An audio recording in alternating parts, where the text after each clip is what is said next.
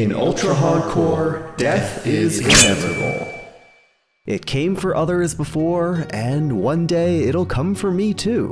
And when that day eventually comes, someone new will pick up where I left off. But even though our fate may be sealed, our creations will live on, standing eternally for all future visitors. A reminder of who once thrived here. Welcome to UHC Generations.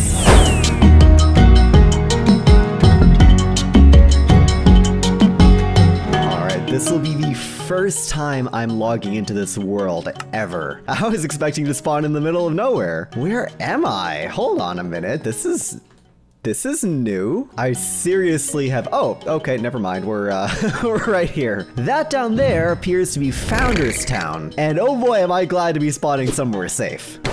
Now is probably a good time to explain the history of this world. I don't know every exact detail. The older builds in particular are a little bit fuzzier to me, but hey, that's just the nature of time and history, right? The original creator of this world was a man named Flaming Moai. He built up Founders Town, this place we're in right now, and many other places I'm sure we'll come across in our travels. Unfortunately, a Vex got the best of Moai and the world moved on. The evoker has to die. Good thing I barricaded that one villager. No!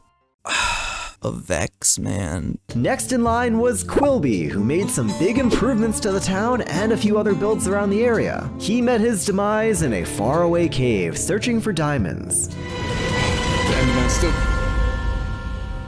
I can't believe how quickly I just died. Oh my goodness, no! And then there's me. I may be just taking my first steps in here, but don't worry, I've got some big plans for this place. There's just one big problem. In case you're unaware, ultra hardcore isn't just any regular old Minecraft hardcore. It's hardcore with no health regen. That's right. This health bar here, not gonna regenerate on its own. If we ever want to get hearts back, we're gonna need regen or instant health. We're in some sort of like bell tower, maybe? Kinda curious where these ladders go. A little bit of redstone going on here. Ooh, this is really cool. You can get quite the view up here. Oh man, this is beautiful. Wow, you can really see so much of the world from up here, and of course all of Founders Town. You are here because this world was given to you by someone, just as you will give it to someone else when you inevitably die. Make the most of the time you have. Good luck. Flaming Moai. Aw, that's actually really sweet. I wasn't expecting to get a little, introduction to this world. Thank you, Flaming Moai. I appreciate that. Alrighty, guys. I think it's about time we leave the confines of our starting tower and go explore Founders Town. Flaming Moai put the vast majority of this together, so all the buildings, all the, the bridges and infrastructure and stuff, and yeah, it's looking really good. I quite like all the different colors of terracotta. Oh, and this is the quest area. Oh, I was looking forward to finding this. This is also started by Flaming Moai, and the idea is that we can leave quests here for future generations to come back and finish them. So you'll see a few different pieces of paper and books here, and even some like partially filled out maps that have been left here by the previous generations. Alright, enough getting distracted. We really need to find food and tools, and I guess in the process we'll explore more of Founders Town. I really love how all these interiors are like fully fleshed out. I didn't think there was so much going on here in Founders Town, but this is really cool actually. Up here, even more stuff. Man, this place just keeps going. This is awesome. I love this. For a world that's built in ultra hardcore, there sure are a lot of ledges and drops. That's mildly concerning. Down here, aha, here's the storage. Very nice. Deep slate, sand, dirt, wood, all this stuff. Axe, oh my god, so much terracotta. I don't actually see a stonecutter out here, so I guess I'll just... my first contribution to UHC Generations. And hopefully not the last. Okay, I've kitted myself out in some iron armor and iron tools. I got some torches, I got some food, I got a spyglass for looking at stuff that's really, maybe not those guys, looking at stuff that's really far away. Ooh, a bee and a cake, wow. A little bit of dark oak down there, interesting. And I'm feeling slightly less scared now. Still definitely very terrified, but But, you know, I'm working on it, guys. I'm working on it. There is, however, one particular place that I have in mind that I've been meaning to check out. I think it'll be a really cool little starter adventure for us, and it'll get us some very, very important items. There's a specific area we're looking for. It's, I wouldn't quite call it a biome, but it is kind of a biome in a way. And it's got some very, very, very important items that I really think is worth checking out as soon as possible. Only problem is I don't know what direction it's in. So I think it's time for a little bit of exploring.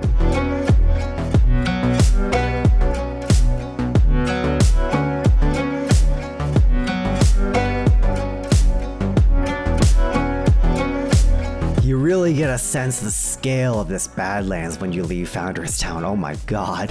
This place is absolutely massive, and I'm glad we settled near that little foresty area because wow, it just keeps going and going for a while. This place is absolutely gargantuan. But more importantly, I think I see what we're looking for up ahead. Aha, that is most likely it. Oh my god.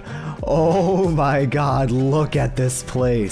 There we go. Holy crap. Look at all of these flowers, and you can see the moai over there as well. This is no ordinary plains biome. This is, as those have come before me have called it, the Fields of Regeneration. Why the Fields of Regeneration? Well, in Ultra Hardcore, one of the easiest ways to regenerate health is by drinking Suspicious Stew. There's a Suspicious Stew crafting recipe where you can put in a flower that actually grants you a brief amount of the regeneration potion effect. And the regeneration Suspicious Stew just so happens to be crafted with Oxeye Daisies. So I believe what Flaming Moai did is he set up this entire custom biome behind me here. Thousands and thousands of Oxeye Daisies as kind of a gift, a welcome package for new players, where they can retreat to the sanctuary if need be, craft up more Suspicious Stew, regenerate their hearts, and rest easy knowing that the entire place is illuminated and should be basically mob-free. It's a brand new day and no mob spawned last night. I think it's about time we head back home. I love how the Grand Tower of Founders Town is the first thing that loads in the distance. You can see the hardcore heart built into the wall there like a clock tower. It's so cool. Alrighty guys, we're back in town. We had our first little excursion outside of the town walls, and I am very excited to start contributing to the legacy of this world. Before we start off with many of the building projects and quests and everything that I've got bouncing around in my mind, there's one thing in particular I want to touch upon. The previous inhabitant of this world, Quilby, unfortunately met his demise in a cave trying to find diamonds not too long ago. At the end of his last video in the world, he actually gave me instructions on how to go back there and retrieve his items. You want to find my items? You basically just head north. There's a desert village just before like a Badlands biome, and then there's a big cave entrance there. I just went a little bit to the left. But I think before we get to that, there's one other quest that I want to tackle today. Hopping on back to the quest room, we can find this chest of new player quests, and there's this one by the man himself to find 10 cookies. I have hidden 10 cookies around Founders Town for you to find. They are not in any containers, they are all in item frames, and they're all visible without needing to mine any blocks. Good luck, Quilby. We already know that there is one right up there, so let me go ahead and pillar up to that. That's one. Oh, almost lost that one. Oh, the item frame is going somewhere. I think I'll just let that despawn for now. Regretting not bringing a shovel with me, but alas, here we are. Oh, wow, there's the second one right down here. I was just going to pick up the dirt, but I guess I'll take the cookie too. That's 2 cookies down. That's 3, 4. Aha, I see you up there. 5 on top of this bush. That's pretty funny. Maybe if we get a little bit of height, we can find a few. I'm holding on to this shift button for dear life. Oh my god. Aha, number 6 hidden behind the staircase. Very cool. Oh, that was my first point of damage. I didn't even realize. Now you can see the dangers of ultra hardcore. Be careful up here. Sometimes mobs can spawn under trees. Good to know. Thank you. Ooh, hi. There is one right there. First mob kill. Aha, there's one under here. 7 down. There's one in the campfire. Oh my god. I've passed by this thing like 20 times, and I was like, oh, there's no way there's gonna be one in the campfire. Silly me, I guess, because there we are. Oh my god, I'm taking damage. Oh my god, there was one under here. Are you kidding me? Oh, I've been looking for so long. Where did that come from? Oh my god, there it is. It's all the way up there. Are you serious? Quilby, you monster. That's such a cruel spot. Oh my god. All the way on the far side of the tower. There's no way I would have gotten that without using F3 and B. And yeah, I know that's a little cheaty, but come on, guys. I have been looking for cookies for almost 50 minutes. Imagine if I fell off here and died. That would be crazy. All right, guys, we have found the cookies. Mr. Quilby, you are more than a little bit evil for putting these cookies where they are, but I gotta say, props to you. Those were some really good hiding spots. Quest completed.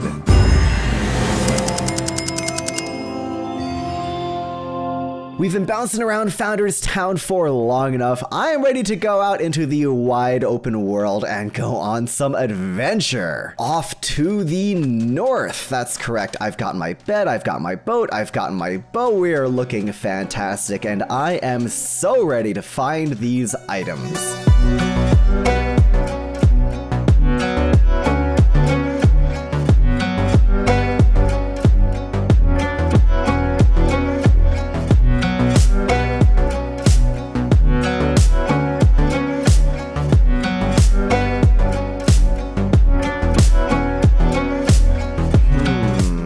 Don't think I've ended up in the right spot. I see a jungle, I see a strange desert village, I see a mangrove swamp. I might have gone a little bit too far north, so I think I'm gonna go double back, and then hopefully I'll have more luck the second time around. I think we're getting close. I rewatched the footage. Oh, yep, there it is right up there. All right, guys, we're gonna have to be a little bit quick about this because, as you know, items on the ground are on a 5-minute despawn timer. So once we get close, as we're approaching right now, we're gonna have to be pretty quick about this. Thankfully, I was able to rewatch the footage. I found a couple landmarks like that little bit of stone right there, and I was able to locate the cave where Quilby met his demise. Ooh, boy, I'm a little bit nervous here. It's my first time really going into a cave fighting mobs, and I don't know what to expect. Like, I think I'm pretty good at combat, but I don't know. Ultra hardcore is another beast. Just a little bit of water here. That'll be good for escaping, I guess. Ooh, boy. All quiet so far. We're looking good. There's a lot of copper here, too, which is pretty nice. And some iron, which I might try and bring back, but I also, I don't want to get too cocky. First signs of something. Oh, I see XP. Items. Oh my god, they're here. Oh, and there's more down there. Ooh, that's dangerous, though. Ooh, boy. I have to be very careful here. Get out of here, zombie. I'm getting shot. That's not good. Where is the skeleton?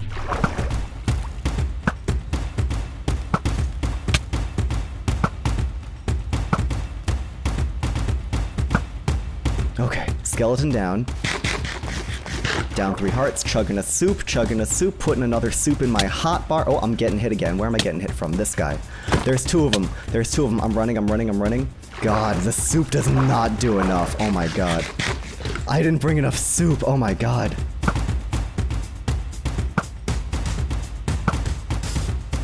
Gonna try and approach again. My last bit of soup, though, is not looking too good here. Please, give me items. Yes. I've got them. I've got most of them. I'm dying, though. I'm dying. Oh my god. I'm getting shot.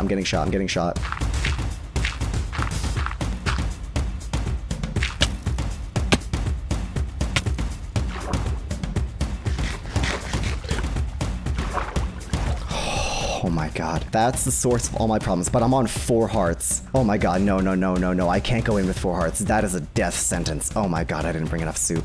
I need to get out of here right now. I got most of them. Oh my god, I'm on 4 hearts. I'm on 4 hearts. Okay, okay, guys, we're getting out of here. I'm coming back with more health. I should have brought more soup. Oh my god. Oh my god, these monsters hit so hard. Holy crap. Okay, that was intense. I know I didn't get the chest plate, and I'm gonna try and just get out of here. I want to just deload this area ASAP, so let me just hop in this boat, run far away from that cursed cave. We're gonna go back to Founders Town, we're gonna get some health back, we're gonna come back, and we're gonna get the rest of those items. I hope they did not despawn.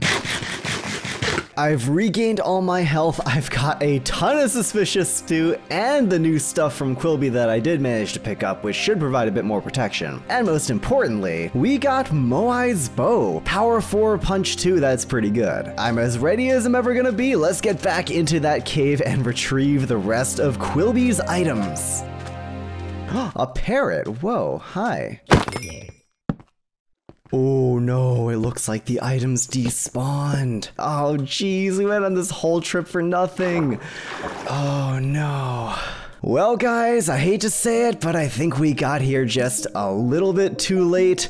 There was an enchanted diamond chest plate, a diamond pickaxe, and quite a few other things down there which are unfortunately gone.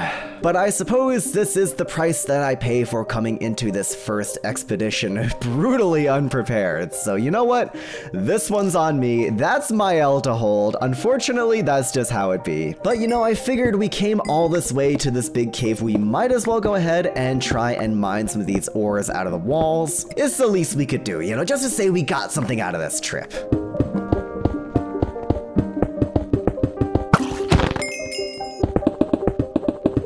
We've emerged from the cave, thankfully completely unscathed. We tried our best to honor the memory of those that came before us, and unfortunately we couldn't quite pick up where Quilby left off, but you know, we gave it a good try. And following that train of thought, I've decided that I would like to name this place. This world has already been populated by a couple of really great place names, right? We've got Founders Town, we've got the Fields of Regeneration. I've thought about what to call this place for a long time, this place where the man who came before us had met his demise, and I've settled on the name Stinger Cave. Why Stinger Cave, you might ask? Well, what happens to a bee when it loses its stinger? You tell me. Whoa, hey dude, I'm talking about Quilby and then you just show up out of nowhere. That's really funny. You're quite far from town, aren't you?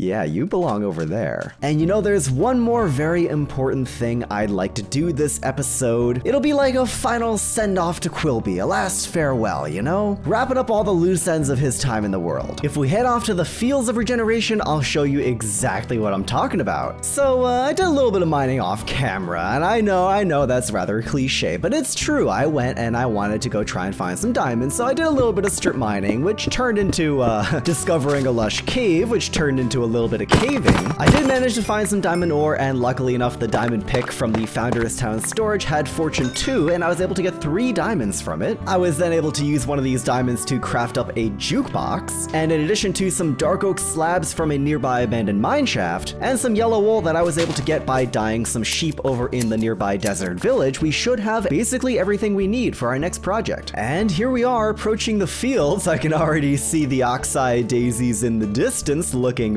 beautiful. Oh man, it always blows me away just how much work must have gone into this. Like, every single one of these oxeye daisies being placed by hand. That is absolutely ridiculous. And if we look off into the distance, we should see exactly what I'm looking for. Not the various moais scattered around the area, but that giant floating bee up there. I'll give you one guess who made that. In order to properly honor and send off the previous inhabitant of this world, I figured that the least we could do, and one of Quilby's wishes, was to finish his bee house. There's this really cool little lounge here that's mostly complete, I guess. All we're missing are just a few very specific decorative items, and then this monument to the previous player will be finished. Please be seated. If my memory is correct, the jukebox is supposed to go right here. These 2 acacia slabs are supposed to be dark oak. The yellow wool might not be be necessary now that I'm looking around. It seems like Quilby was able to finish up all the wool parts, but I'll have to double check on that. Last thing that I'm able to remember are these 2 item frames right here. I'm pretty sure there's supposed to be a honeycomb and a honey bottle right there. And admittedly, I believe the honeycomb was lost in the mines, and I may or may not have drank the honey bottle trying to get some regen out of it. So, whoopsie, that's on me. So let me just run back to Founders Town, grab all that stuff, and I'm gonna go message Quilby on Discord and just make sure I'm not missing anything else. So, yeah, I'll be right back. I believe the target block goes under here. That's gonna activate this whole like fancy redstone mechanism that he made to basically turn off this water stream if you shoot that with the bow. I'll show you guys that later once we're like not inside here. Subbing out the carpet there for 2 more bookshelves, a little flower pot with a very topical oxeye daisy. Pretty sure this lantern goes right there. We can get rid of that ugly torch. And then last 2 items are the honeycomb and the honey bottle on those item frames. And with that, Quilby's bee house is completed. It's not much, but I feel like in tandem with the bee house, it's a nice little way to commemorate, you know, Quilby and everything he did here. So if you're watching this, I hope you're happy with what I've done to the bee house, and I hope that this is an appropriate send-off for you and your legacy in this world. There's just one more little thing I'd like to show you guys, just a little sneak peek of what I've got going on for future projects. Off to the right side of Founders Town, there's this really large jungle biome, which you can kind of see off in the distance. And this section over here is mainly what we're going to be concerned about. I've been spending a decent amount of time here, mostly just to like, you know, gather wood and you get resources and stuff. You can kind of see there's a bit of a cleared area behind me there. But starting in the next episode, and I'm sure for many future episodes afterwards, we are going to be spending quite a bit of time here.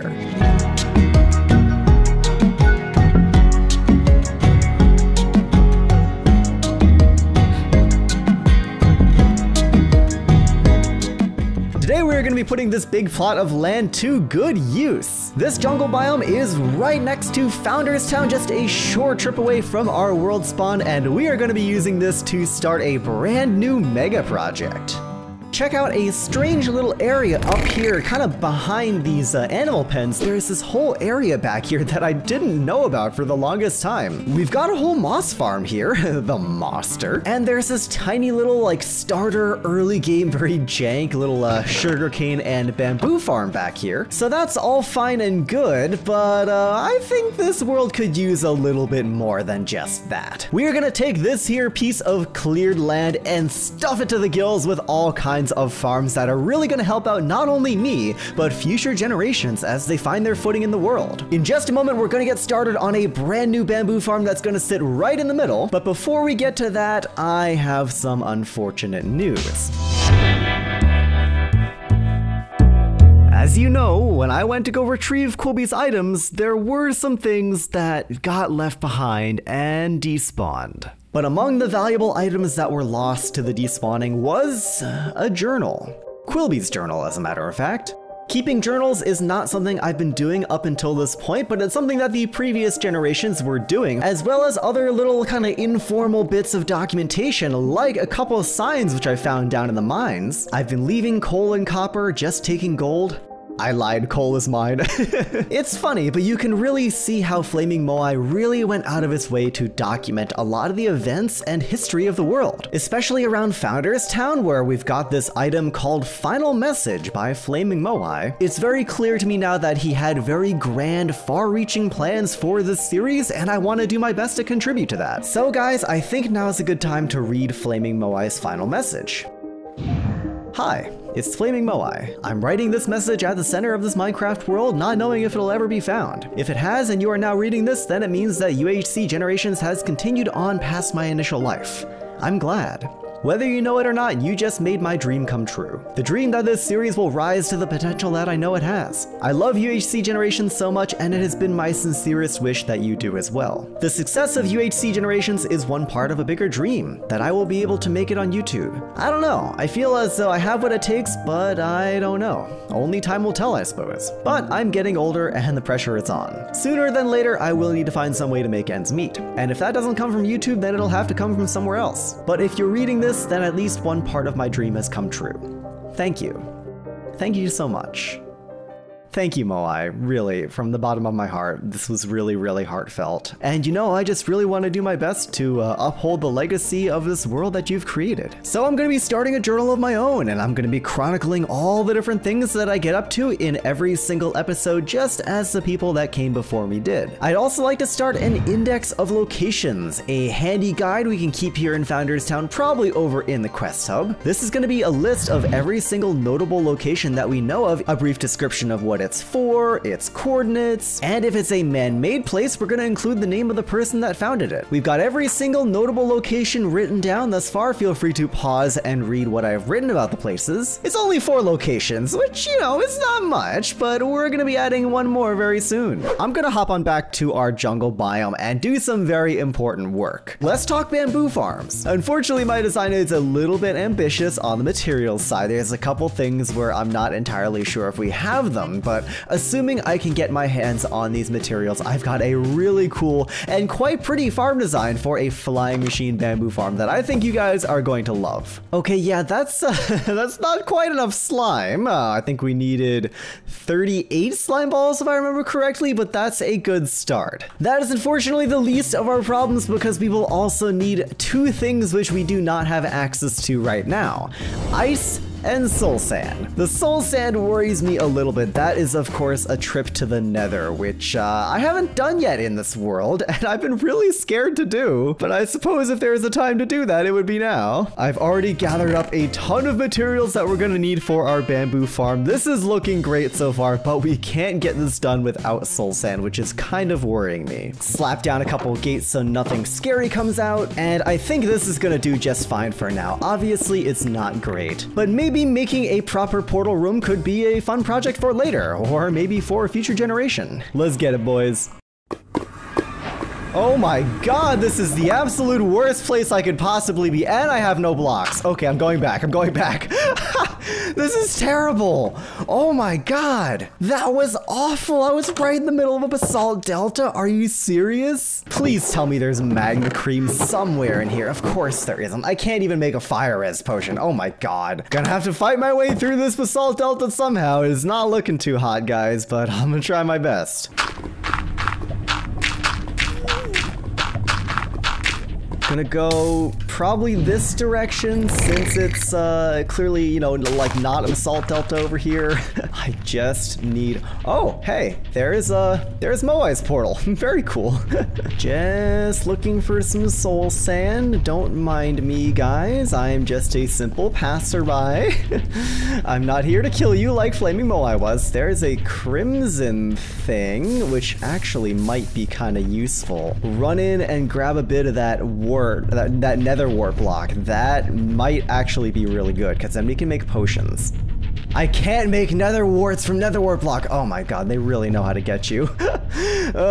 Just when I thought I had done something smart, I guess not. Okay. Soul sand, obviously you go get it from the soul sand valleys. Everybody knows that. I don't want to find a soul sand valley. The nether is terrifying. I just want to go like 5 feet from my portal at the most, and that's it. And turns out we can do that. If you remember, we saw a bunch of piglins not only near my portal, but near Flaming Moai's portal as well. And what's something you can get from piglins while bartering with them? Soul sand. And I know this is a huge waste of gold, but this is easily the safest way to get soul sand. So I think I'm just gonna sit here for a little bit. Oh my god, we already got some! Yo, 8 soul sand right off the bat. That's crazy. You, my friend, are the MVP of this episode. Alright, I'm getting out of this stupid dirt cage. I don't want to be here anymore. I hear ghast. I'm getting out of here. Alright, second expedition to the nether was surprisingly successful. That's 1 out of 3 missing materials officially acquired. Aha, I see ice up there. 21 is way more than I need, but it definitely doesn't hurt to have backups. I suppose while I'm here, I could grab some iron with my new Fortune 3 pickaxe. That wouldn't hurt. Oh no, it's thunderstorming and there is a guy approaching me. I need to sleep. I need to sleep. Where's my bed? I didn't bring a bed. Oh my god. Okay, I think I might just wait out the night. Not gonna lie.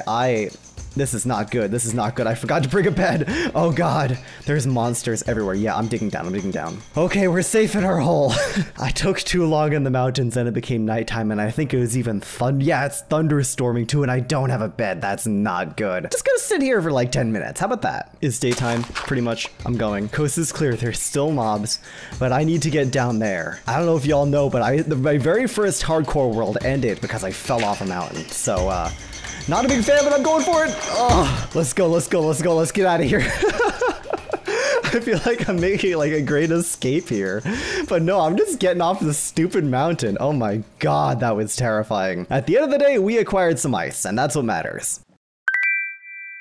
Slime is going to be a little bit weird to get. I'm going to try going down in these mines over here that I actually haven't, you know, delved down before. I tried my best to light this up, but still be careful. Yeah, you bet I will. Also, there's a fossil in here somewhere. Interesting. Okay. I might not mine down at this level because it's a little bit too close to bedrock. I think I'm going to go up to -55. 7 more diamonds. All right. Ooh, there's 2 of them. Retreat, retreat. Ooh, ooh, 5 hearts. That's not good. Jeez, that is all my soup. I gotta be extra careful around here. Alright, well, the caving expedition for slime was a bit of a bust, but on the plus side, we did get 7 diamonds, a whole bunch of redstone, some other resources, and most importantly, we made it back alive. I think I'm just gonna put like a pause on the slime collection for now. The only thing we'd really need slime for is actually the slime blocks themselves, which I'm pretty sure you can use honey for, but I don't know. I have to go check on that one. Anyways, y'all, you've been waiting long enough. Let's get started on that bamboo farm for real this time. Big progress has been made. I've been quite busy, guys. You can see below me, things are happening. I spent a long time digging out this large square right in the middle of our industrial area. It took quite a bit of time, but I was using the moss method to quickly clear away stone and put together what is the skeleton of a moss farm. Down here, of course, is where we grow the bamboo. We've got these gaps here in between the glazed terracotta where the flying machine is going to go back and forth and chop all the bamboo automatically for us. It'll do so roughly every 5 minutes, thanks to this hopper clock right here, which is running, as you can see, and it will emit a redstone line down here to trigger the flying machine observer. Underneath the farm, we've got a single hopper minecart running back and forth across this entire thing that's going to be picking up all of the bamboo, dropping it off here, where this fancy little mechanism is going to auto-dispense from this dropper into a water elevator. Now you can see why I needed the ice and soul sand. This is going to take the drops all the way up back to the surface, where they're going to be deposited into this large item storage system right here. You already know how it works. The items are going to fly down here, get deposited into the chests, and any leftovers are going to be burned at the end. So this is all looking great. I've been using a lot of green terracotta and of course moss and green glass and all that stuff, and you know, it's been taking a little while. Digging out this much land definitely takes its time. Of course, none of this is decorated thus far, and that is what all of these materials are for. I figured we could do some of that together. We've got these long, tall holes carved out in the middle. On either side, we're going to be putting some bamboo blocks, and this is why I was harvesting all that bamboo outside the farm, because I needed to make these. We're going to have these very tall slits going down the middle here, where I'm going to be putting some green terracotta and campfires, just for a little bit of light and motion. Pretty much just like that. On the sides, we're going to do a layer of jungle wood. Yo, bamboo parkour, though. And outside that, we're going to do this really cool alternating pattern with the bamboo mosaic stairs, which I think looks really nice and adds a little bit of depth to our otherwise flat design.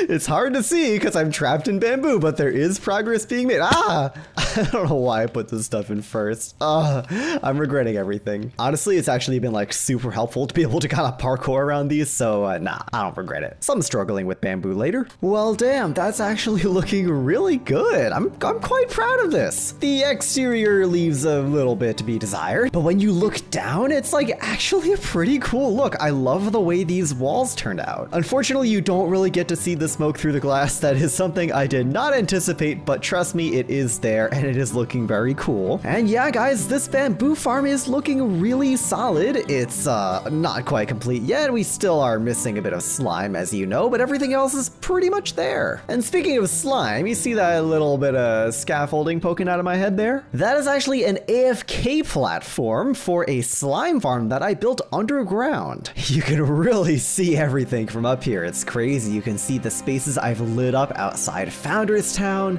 You can see Moai's Desert Village. You can see my industrial area taking shape, and you can just see everything. But more importantly, when we're all the way up here, even though it's a very, very precarious spot, we're basically unloading most of the underground world where mobs can spawn in, minus my little slime farm, which I put together basically directly under where the scaffolding is. Yeah, it doesn't seem like we've got anything right now, unfortunately, but I did put together a 1, a 2, a 3, a 4, and 5 layers, all dug out in a slime chunk. And yeah, it's been slow, but as you can see, I've gotten the occasional slime every now and again, and I managed to get a single slime block's worth of slime.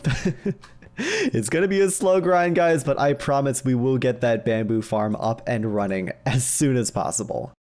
Fellas, we did it! 7 slime blocks, 63 slime balls, and I think this last observer should do it like that. And it's not going to activate yet. We're gonna have to wait for this hopper clock to tick over, and I think I just saw the redstone line pulse, so we normally have to give it a few minutes, but I'm just gonna go ahead and cheat a little bit, take a little bit of stuff out of here, and then we run back up to the surface and watch this thing work its magic. I have been waiting such a long time for this thing to work, and we are going to see it do an insane harvest of bamboo. Oh, there it goes. Yo, it's working. All right.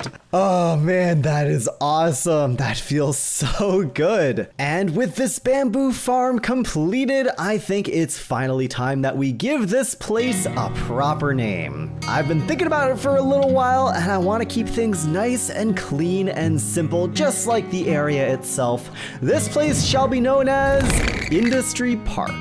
Remember guys, it's not official until it's in the index of locations. And with that guys, we have a big milestone completed. Our industrial area has its first farm, and I am very excited to keep working on more. So let's get right to it. Hopping on back to Industry Park, you might be wondering why I've got so much copper everywhere. And it is not just this. I have been very hard at work amassing lots and lots of oxidized copper, and we've still got a lot more to go. So you might be wondering, Leon, what's all the copper for? What do you got planned for us? And well, I don't mean to overstate things a little bit, but I have been cooking up a brand new building style. Now, of course, everything is still in the works, so yeah, no, I can't promise anything yet. I'm still cooking, I'm still figuring out all the little details, but I have been very hard at work over the past few days. As you guys probably know, I'm a big fan of steampunk, and we're gonna be taking a lot of elements from steampunk in this new build style, but on top of that, I want to kind of merge it with this very like dense jungle, like tropical, very ancient look that we've got going on so far. This right here is going to become a giant pumpkin and melon farm to power all of our future villager trading endeavors. We've got a very kind of janky little compressed starter melon and pumpkin farm up here in Founders Town, but it's really not doing that much, and if I want to start moving at an industrial scale, we are going to need a lot more than just this. I'm very excited to get going on this new building project, but I still got a lot of materials to gather, so I'm gonna need some time, and in the meantime, there's a couple other things we can take care of first. Back here in Founders Town, nestled into the side of this hill amidst the other masses of buildings, we've got this very quaint little library guarded by a little cat and just kind of tucked off in a really cozy little corner of the town. After discussing the loss of Quilby's journal and Flaming Moai's final message during the recording of the last episode, I decided to come back here and just, you know, give the place a quick little look through, and it was then that I stumbled across something that I had totally forgotten about: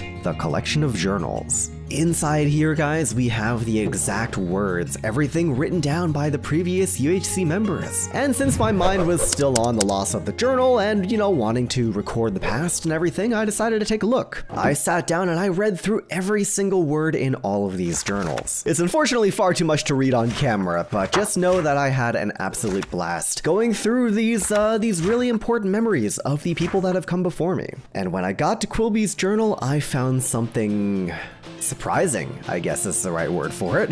All the way in the back here, let's take a look at his last entry. Call me crazy, but I'm going caving. Gonna sign this one off in case I don't make it back. Quilby. I honestly couldn't believe it when I first read that. It was kind of a shock to me. I'm not 100% positive about this, but this could very well be the case that Quilby made an entirely new journal right before he went caving, which, as you know, eventually led to his demise. So if my theory is correct, this could mean that the loss of Quilby's journal might have actually not been as great as we thought. Of course, I'm always going to regret the loss of that journal all the way out there in Stinger Cave, but hopefully we didn't lose as much history and as much lore as we had thought. And speaking of previous players, I got this comment from Flaming Moai on my last video, and I thought it was really funny. I mean, it's true, don't get me wrong, he's got a very good point there that, yeah, I was wearing like half iron armor for most of that episode, and not like good iron armor, like trash iron armor. And given that that's the only thing separating me from an untimely demise, we should probably change that. I need tons of copper for my industrial projects, I need more diamonds for my gear, and I mean, we always need more iron and gold, so I think a mining trip is in order. Why don't we take a trip down into the deep, dark mines and see what we can find?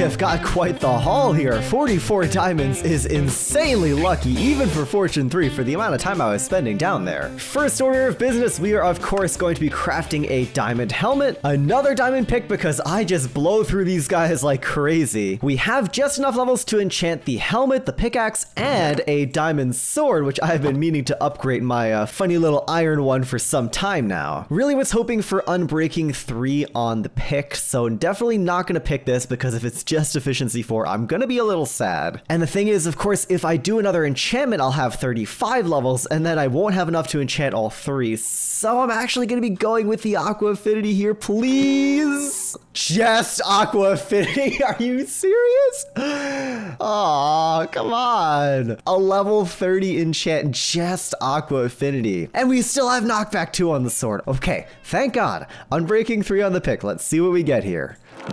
That's good. I needed just a workhorse pick, no fortune, no silk, no whatever. Sharpness 4 on the sword actually would be pretty cool. I don't know if I wanna, yeah, let's do it, why not? Just sharpness 4, really? God, we had some cringe enchantments today. Oh, of course, now we get power 4 on the bow. I suppose it's better than what we currently have, and I shall live with it for now. This pickaxe will be really great to have around. I might actually go mine some more redstone, because I'm gonna need more anyways, and get myself back up to level 30 and do a little bit more enchanting, so BRB. Alright, yeah, we're rolling in it now. Turns out when you combine Fortune 3 and a whole copper ore vein, you get yourself a lot of copper. This farm is like actually somewhat operational. Everything's planted, all the track is laid, and this thing is producing. If these hoppers behind me mean anything, it's that we're going to be building a lot more today, so be sure to stick around for that. So in the meantime, I've got a bit of a side quest we can go on. There's something I've been meaning to do for a while now that's really going to help out not just me, but future generations. Oh my, it is thunderstorming. As you know, in Ultra Hardcore, there is no natural health regen, which is why we're relying on the Regeneration Suspicious Stew in order to give us those brief little instances of regen. I mean, it's this or golden apples, right? Like, obviously, golden apples are incredibly expensive to make. This stuff is a lot cheaper, but it's not stackable, so I never have enough inventory space, and it only recovers a heart and a half, and it's just, ugh, it's such a pain. If we could have an alternative source of regeneration and or instant health, it would be amazing. And conveniently enough, I just re-enchanted my helmet, and we've got fire protection on here, so that'll be incredibly helpful. Regen and instant health are obviously the two most important potions, but we also could use fire resistance, and we have a single magma cream and a single gas tier. So yeah, we're gonna need some time to get all that stuff going in the industrial district, all the copper and redstone and whatnot, so I figured we could make a quick trip to the nether and see if we could find some nether warts. After some initial exploring, I actually found out that there's a nether fortress literally just just right over in that direction, which is going to be super convenient. We don't actually need to go very far at all. Let me just kind of baby-proof this place a little bit real quick. Yeah, it's like right here, and you can even see the blaze area too. So turns out this spawn wasn't too terrible after all. The nerves are kind of coming back. Of course, blazes can shoot from quite far, so I'm gonna play this as safe as I possibly can here. Remember guys, we're looking for warts. We're gonna need a little bit of blaze rods as well. I'm gonna have to go disable that spawner ASAP. There's already dudes showing up, which is not great. Oh yes, I can feel the nerves, alright. Quickly disable the spawner. Oh, there's another one, there's more.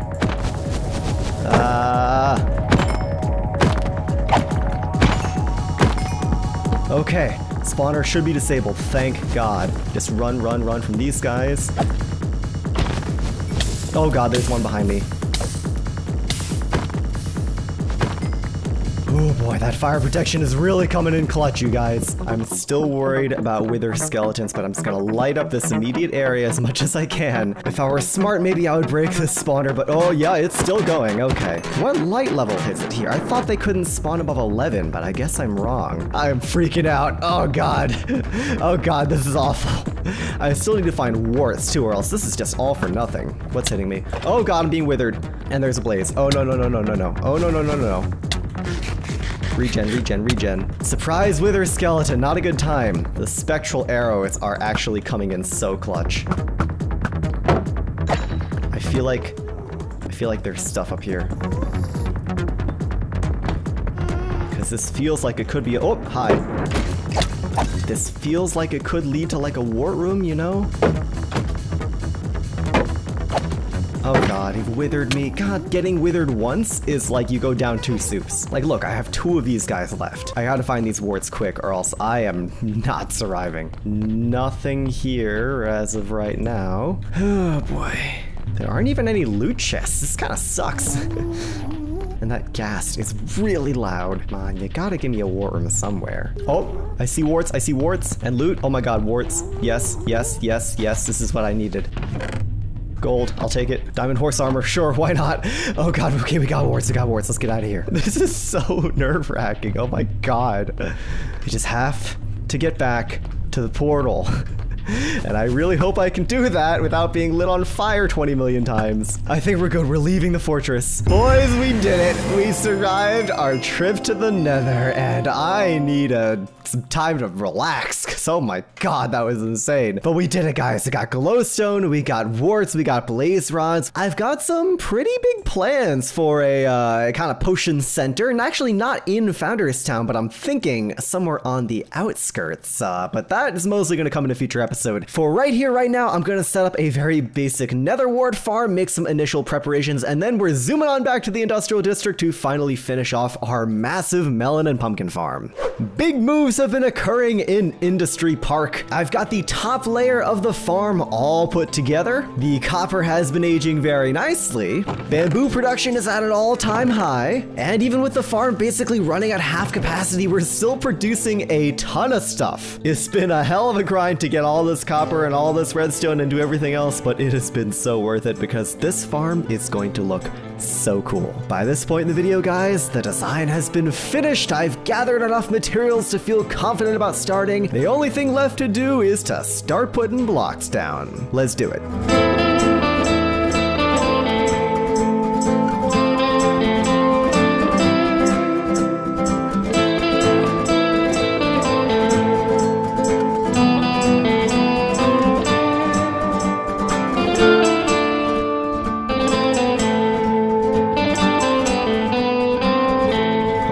And lots of building later, we've finally made it, guys. We have finished the melon and pumpkin farm, and oh man, I am so happy with what we have here. What do you guys think? Let me know down in the comments what you think of this building style. Of course, I took a lot of inspiration from our original bamboo farm design, but I have dialed it up quite a bit with all this copper and deep slate and foliage and fires and all this other stuff going on here, and it looks fantastic. Hopping into Cheaty Cam real quick just to get a better look look at this thing from all angles, and wow, yeah, look at this. It took quite a while to build, as you can imagine, not just the farms, but of course decorating it as well. And let me tell you, this farm has been producing like crazy. Look at all them gourds. This is just from me running the farm as I was putting it together, and yeah, it's already so much. That is so many emeralds, so much XP right there, so you already know we're gonna be doing some trading. But circling back to the style for a second, I didn't just, you know, randomly spin a wheel and pick out some colors. I really try to put some thought into this, and if you don't mind, I'll do a little explanation. In my opinion, any good build has to have a bit of a story behind it. Now, of course, this is a farm first and a build second, but I still think that applies here. The people that built these initial monuments of wood and bamboo are long gone, but some other society came in far into the future with their metals and their machinery, and they found these perplexing objects and they wanted to preserve them. Hence why we've kind of got like an eroding copper shell around this thing. I really liked the way these looked. In particular, they felt a lot like a rib cage or like fingers reaching around a cube trying to grasp it from all sides, you know? The clash in the vibes between, you know, the softer, warm colors and these harsh, protruding shapes with all these sharp angles and, you know, tough, spirally tendrils like emanating out from this central disc, I think is a really cool vibe. And of course, both have since become very overgrown and run down. I'm going to be adding a little bit of foliage to the bamboo collection system as well. And of course, I still need to finalize this collection area. It's definitely not going to stay like that. I want to have something a little bit more permanent, maybe like this, but honestly, maybe this will get a little bit of a renovation too. I'm still working out all the details. Like I said, this style is very new, and I'm still planning what to do with all the items. You know, maybe I want a central collection system. Maybe I want to keep everything in different locations. I'm still working out the deets. But for now, this thing is looking fantastic. It's been a hell of a grind to get this together, as you can imagine. Only 1 week to make all this stuff and do all the other stuff as well. So yeah, it's been crazy, but I'm having a fantastic time. Now, I know it sounds like the episode is ending, but don't go anywhere. I've got one more very important thing to show you all. If y'all remember a couple episodes ago, I was showing you guys Quilby's bee house over in the Fields of Regeneration, and I was kind of, you know, a little bit annoyed that I wasn't able to get his cool little redstone water elevator to work. And after that episode went live, Quilby reached out to me on Discord, and we did a little bit of Discord debugging together. And I'm very proud to say that the monument to Quilby is officially completed. There we are. Quite fancy, if I do say so myself. Building monuments and remembering the legacy of the previous players is one of the most important aspects of UHC Generations, and while Quilby did things a little bit differently by making his own monument, I really want to make sure that that legacy gets upheld. It was always kind of nagging at me that this place wasn't completely finished, and now I can confidently say that it is. So Quilby, thanks again for helping me out with the final stretch of this project, and to my successor, whoever that may be, if you're listening to this, don't you forget about me. And with that bee house finished, I think we can mark this quest complete.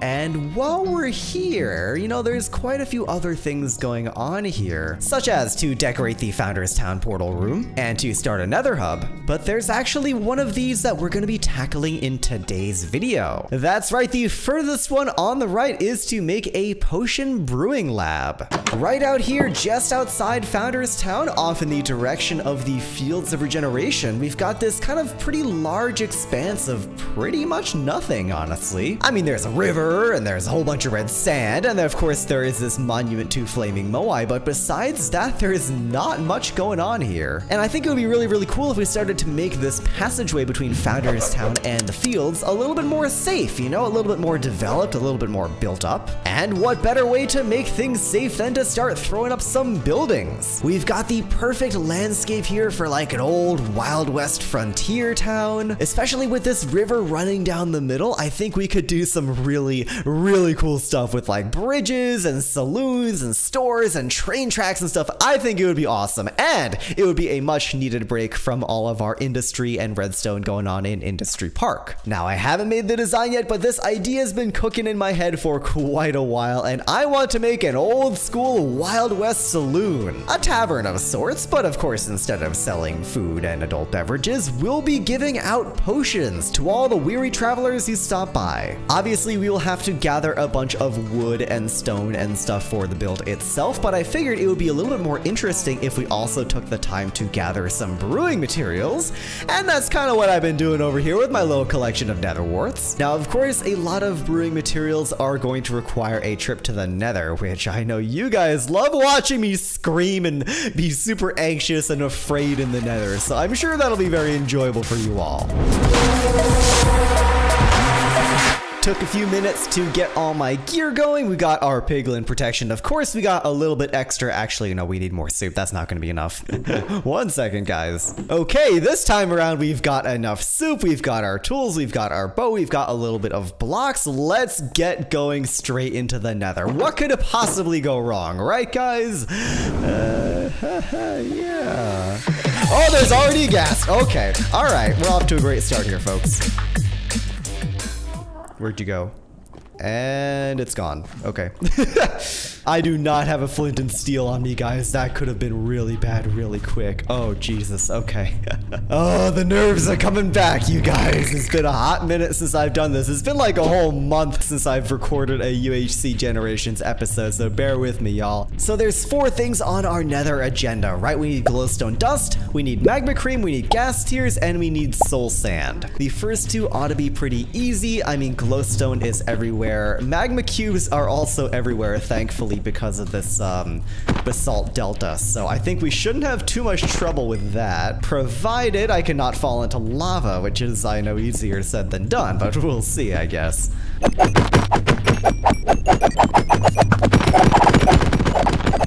Falling into one of these pits is going to be a very quick death for yours truly, so I am more than a little cautious right now, as you can probably imagine.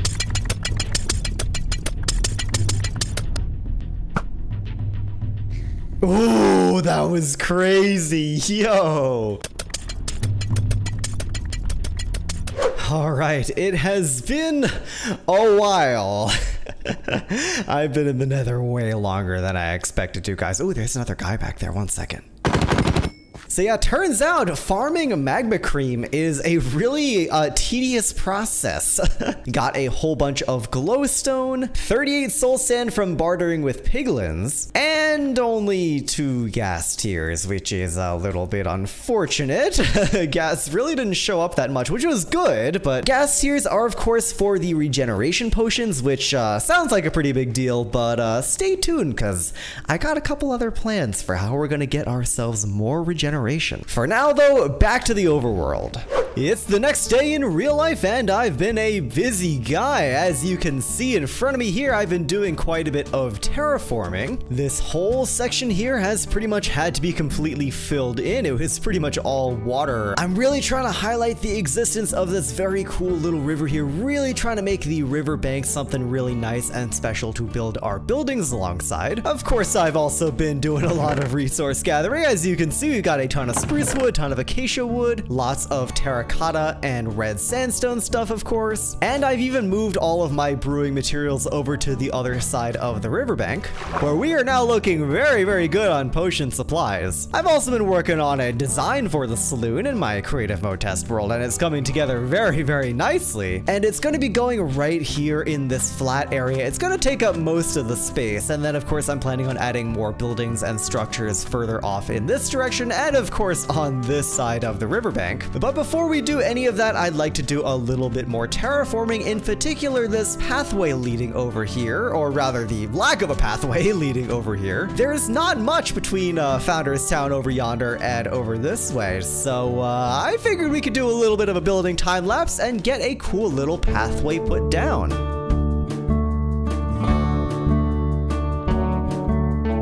Standing atop the hillside, gazing out over the sunset, admiring my work here in this now looking pretty decent— oh, my controls are all messed up.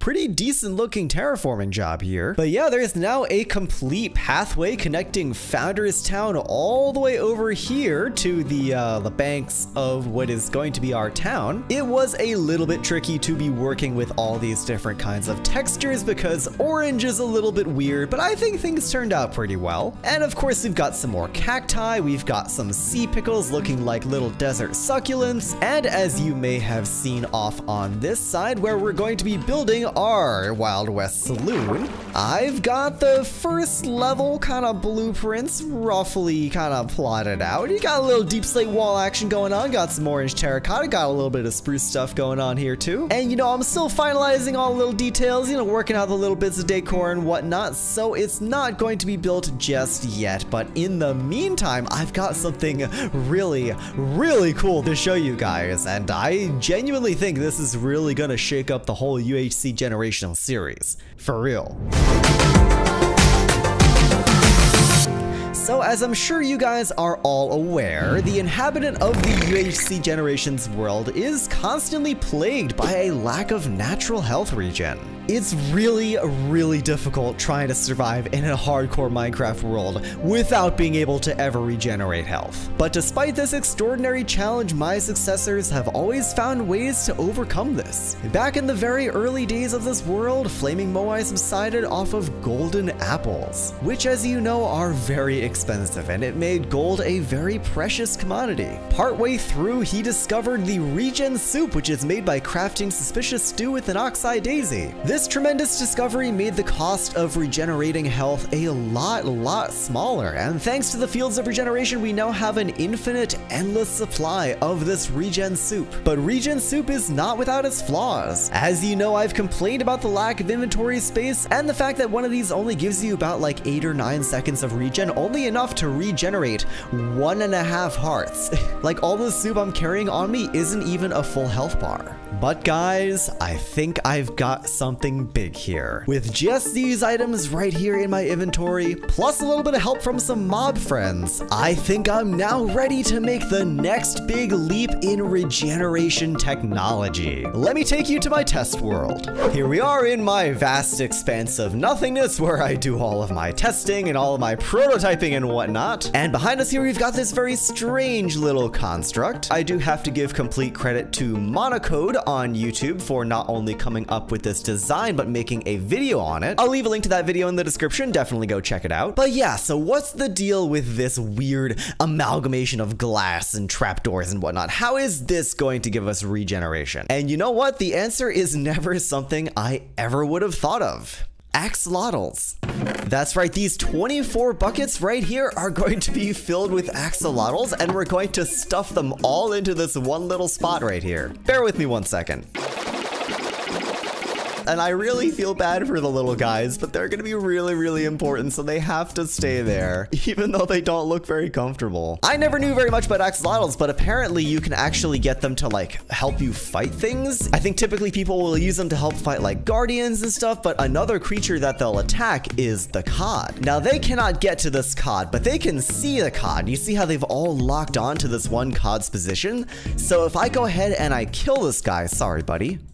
Look at this, 2 minutes of regeneration. That's so much regeneration, like, oh my lord. For comparison, a regen soup gives you 8 seconds of regen. That's nothing. That's, like I said, 1.5 hearts. But we're getting 2 minutes from the axolotls, and I've tested this, guys. 2 minutes of regen is easily enough to refill an entire health bar. Like, look at the difference here. This is absolutely bonkers, guys. This is why I said it's a game changer. Cause it is. It would be very fitting if I were to kind of sneak this whole farm thing into our saloon build in some form or another. Let's hop on back, where you can see I've already laid out the general structure of the farm. I mean, there's not much to it. It's literally just 8 glass and 2 other blocks. Now, finding 24 axolotls in survival Minecraft might sound like a little bit of a challenge, but I know a spot. Aha, there's one. Hi, buddy.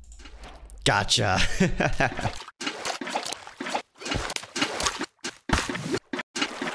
And there we have actually 25 axolotls. I might have miscounted there. Whoopsie. I mean, we already have, where is he? We already have Mango 2 over here, just hanging out looking cute. Let's give Mango 2 a friend.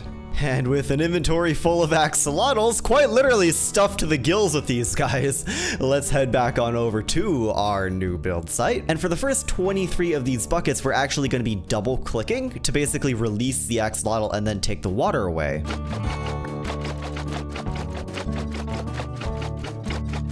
And for the last one, we just click once, and there we are. Not sure what else to say about this. This isn't something I ever expected. Look at all their tails. Oh, God. Anyways, y'all, the good thing is we can use all of these buckets to go get a whole bunch of fish. And in these rivers around here, salmon spawn like crazy. We can stuff all of our salmon into the salmon barrel. And this farm is now pretty much ready to go whenever we need it. And with that being said, guys, I think it's about time we get down and finish this saloon. I just want to get this thing built, so let's get straight into a time lapse and get this thing done.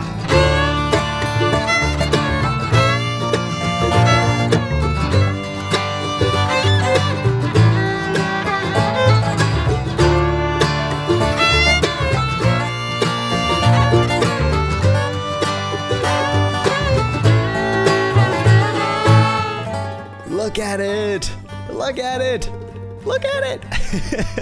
It looks so good! I'm really happy with how this turned out, guys. It definitely blends in with the surrounding landscape a little bit, but that's just how it is when you're working with these very earthy color tones. That issue will definitely start to go away as we put together more buildings in this up-and-coming Wild West town. I'm really proud of the level of detail on the exterior here. You know, we got the windows, we got these really expansive balconies and stuff. We've even got like a bit of a service staircase on the back here, with plenty of extra room for another building in the future. I've left this side very much blank just because I want to kind of shove another building right up against it right here. So there's not really going to be any obvious gap there. Moving on to the interior, I'm very proud of how this ground floor came together. We've got a little bar section over here with our 2 brewing stands. Storage over here, lots of little stools and stuff. We've got a rickety old staircase leading up to the 2nd floor, which is not particularly decorated. It's mainly just going to be tables and chairs up here. This is something I'll take care of off camera because I'm kind of out of materials right now, but yeah, I'll get around to it. Moving back on down to the ground floor, there's a hidden trapdoor leading down to the basement where of course we've got our axolotls set up with all those fine fellas all wedged in there. Underground nether wart growing operation. They certainly like the darkness back here. Roof is caving in a little bit, but yeah, you know, what isn't run down in an old western place like this? So yeah, guys, this build is like 95% complete, which is fantastic. And there's no better way to celebrate this occasion than to make some potions of our own. Local brewery acquired. Very handy 8 minutes of fire resistance and instant health too. And one last thing before we close things off for today, I want to give our little regeneration station down in the basement a proper test. So that means taking off all my armor and doing something that gives me a heck of a lot of anxiety, but I suppose this is just what you gotta do. I'm gonna be giving myself some damage intentionally here. That's 3, 5, and 8 hearts damage. Oh, that is very, very dangerous. This is the least amount of health I've had. Grab a slammin, deposit the slammin, let them all lock on, kill the slammin, and there we are. 2 minutes of regen, and look at that. Look at all the health just climbing back up from nothing. That is so sick, guys. That is awesome. I can't tell you how good this makes me feel, man. And the regen is still going. We still have over a minute. If I was still taking damage for whatever reason, I would still be healing. Like, look at this. That's just incredible.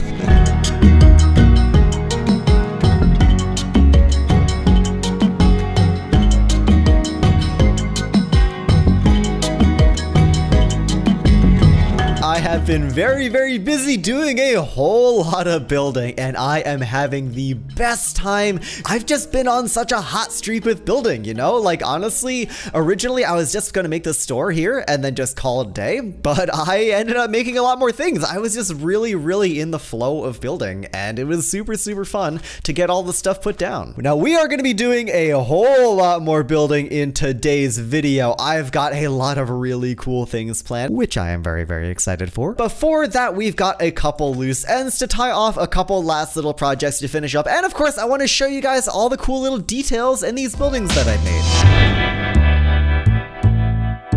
First one I put together was this cool little general store. Coming onto the inside, we've got all this stuff in here. It's packed full of detail. It's so dense and busy and whatever in here, and there's a lot of storage, and I think it turned out really well. Like I said before, this is like a little communal area off to the side where people can post, you know, notices and messages up on the billboards. And then hopping on over to the other side of the riverbank, we've got a small little barber shop, because I thought that would be very cool for a Wild West store. Some barbers, chairs, little bits of decor and stuff on the sides, a little waiting area. And then up on the roof, we've got a little bit of like a makeshift archery range, which I know isn't the most fitting thing in the world, but we gotta have something up here, you know? As much as I would love to just build a whole bunch of buildings and call it a day, there's a few more pressing matters, like the saloon potion lab, which we never actually finished the decorations of. This top floor is not looking particularly finished. It's most of the way there, but it still needs a few more things, and I don't think we can really call this building complete until we've really decked out this top level. I mean, really, we can kind of throw down whatever decorations we want, like, you know, maybe another lantern, couple other little bits and bobs all over the place. Definitely need some more little chairs. They're pretty tiny and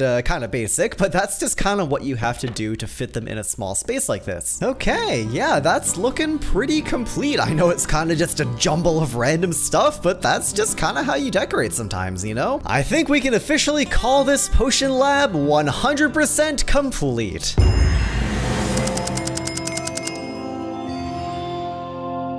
And with that, we can take this quest right here, which we did make ourselves, and plop that in the box of completed quests. I'm sure that either myself or a future generation will come by and add more quests to the quest board at some point in the future. But as for right now, we've got more pressing matters. Come take a walk with me. So here we are walking from Founders Town off in the direction of our little Wild West town, and there is one thing you'll probably notice pretty quickly. This is just regular old Minecraft terrain. There is no terraforming, and more importantly, there is no road. And this is something I wanted to tackle in today's video. Infrastructure. And by infrastructure, what I really mean is that I want to make this world feel more interconnected, right? Like, we've got all these cool locations. We've got my Wild West town, we've got the Fields of Regeneration behind me, we've got Founders Town off that way, and of course we've got Industry Park all the way over in the jungle. And all of these locations are very cool, but they're kind of just separate places. You know, they're pretty close to each other, all things considered. But whenever I'm traveling from one place to another, which trust me, happens very often, there's really not much in between. So that's exactly what I want to do in today's video. Make some roads, make some bridges, connect up the world, and if we got time at the end, I want to show you guys a brand new storage system that I've been planning for our industrial district. It's gonna be really cool, guys, and I, for one, am very much looking forward to not having to freaking swim across this river every time I want to do one thing on one side or the other. It's gonna be great, trust me. For the roads, there's really two main roads that I like to make here, from Founders Town to Industry Park, which, as you can currently see, looks something like this. There's kind of just an expanse of desert and jungle, and then a tiny little river to cross over. And then from Founders Town all the way to the Fields of Regeneration, which does actually pass through our Wild West area, and that was my intention, to make it kind of like a stopping point along the way, but it does continue much further on through the Badlands. In terms of bridges, I want to connect Founders Town and Industry Park. I like to connect Founders Town and Moai's Village. And I also want two bridges in our Wild West area crossing this little stream right here. I'm thinking one about there where this existing pathway is, and then probably one more over here at the other end of town. So yeah, that's the game plan, guys. I'm really excited to just totally transform the experience of walking around in our world. So yeah, without further ado, let's get into it. Yo, wait. I didn't know this was here. Like, I was heading up into some mountains to find some iron. I didn't know there is a cherry grove here. But this is beautiful. Look at this. All the flowers and petals and everything. This is crazy. We gotta take some cherry wood back, because I don't think we have any in the world yet, like at Founders Town. So this is definitely coming back with me. This design took me a little while. I had several iterations here, but I eventually found something I really like. You know, we got the kind of campfire and slab combination for the actual bridge itself, and then more of those lamppost designs, because you definitely want to keep these things illuminated. So I've got the big one right here, and of course I've got the smaller one on the other side, looking nice and cute over there. This is also connecting our pathway now from this side over to where the saloon is. So that's one set of bridges taken care of. And I figured while we're here doing all this bridge building, while we're on the topic of it, we might as well take care of the other two bridges, which of course are going to be there and off in that direction. I'm gonna go cook up some designs, but in the meantime, I want to show you guys something really funny that I just saw the other day. So as you guys probably remember, in the last episode, I gathered a bunch of axolotls for our regen farm, and I had this kind of montage in the video of me scooping up a bunch of axolotls that actually kind of sounded like a weird beat. Kind of cool, you know, it was completely unintentional, but it just kind of made like a pretty cool beat, and I shared it with some other creators on Discord, you know, just for the hell of it. And before I know it, a few days later, this guy Wigglepig, who by the way has made some amazing videos on like data packs and music related stuff in Minecraft, he's really cool, so definitely go check him out. He turned the whole thing into an actual like beat sample made of axolotls, which I thought was the funniest thing ever. So let me play that to you guys real quick.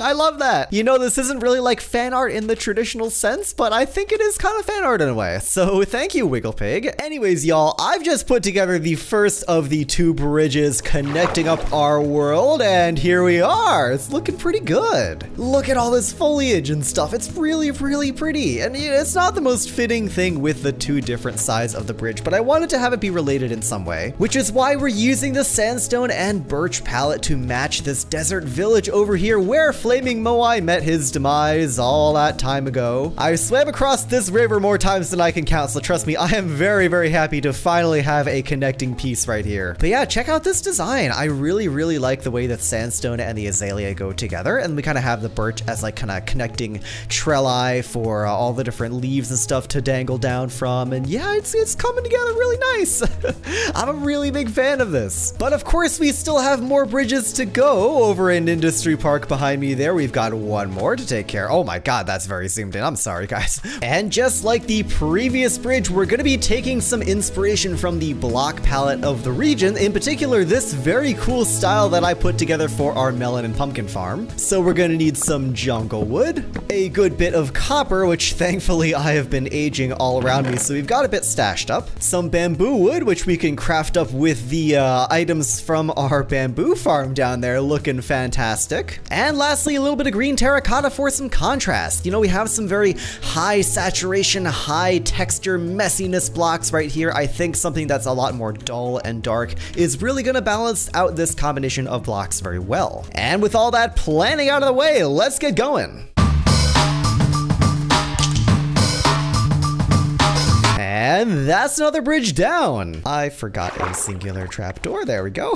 This thing is pretty out there as far as bridges go. I know the color contrast is quite large and intense, but you know, so is everything else in Industry Park. I really want to use the bamboo and copper. I think they're really cool together. And this bridge is a little bit more, I guess you could say, like industrial, you know, a little bit less decorated and stuff, a little bit more practically minded, but that's just kind of what we're going for with our industrial district. You know, this is a place of factories factories and farms and machines, and I think the bridge should reflect that. But with that being done, guys, we are totally finished constructing all of our bridges that we had planned out at the beginning of this video. So we can just go ahead and do that, and there we go. That's one of our tasks completed. So many fun little like mini projects today, you know, like I know we're not really doing anything too mega, too crazy, but sometimes you just gotta go around and handle all of the little projects before they build up and really start to make a big impact in your world. So I'm very, very happy that we're dedicating today's episode to doing that, and I really hope you guys are enjoying too. If you like all these little builds we're putting together today, please do let me know down in the comments, and of course don't forget to like the video while you're down there. Anyways, let's go build some roads.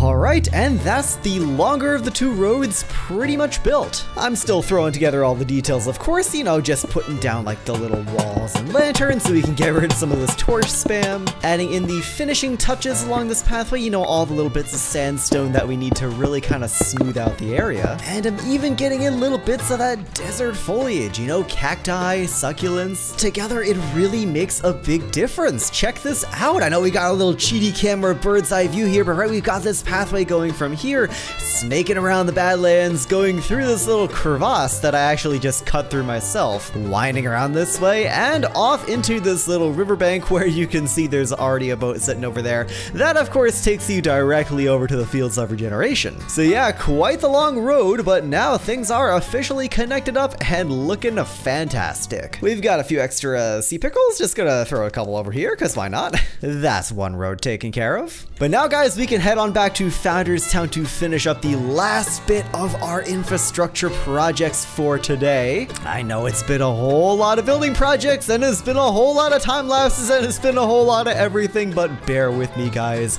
This is improving the quality of this world so much, and we're almost there, so stick around. But this time around, there's a couple different things going on here. Obviously, we have a lot of the red sand already. We have this kind of weird holes in the ground stuff that I don't really want to patch up, but over here, we've got the transition to grass. We're gonna kind of have to like transition things right about here and then continue the pathway in a completely different style off here. Let's get going on this final road and connect everything in the world together.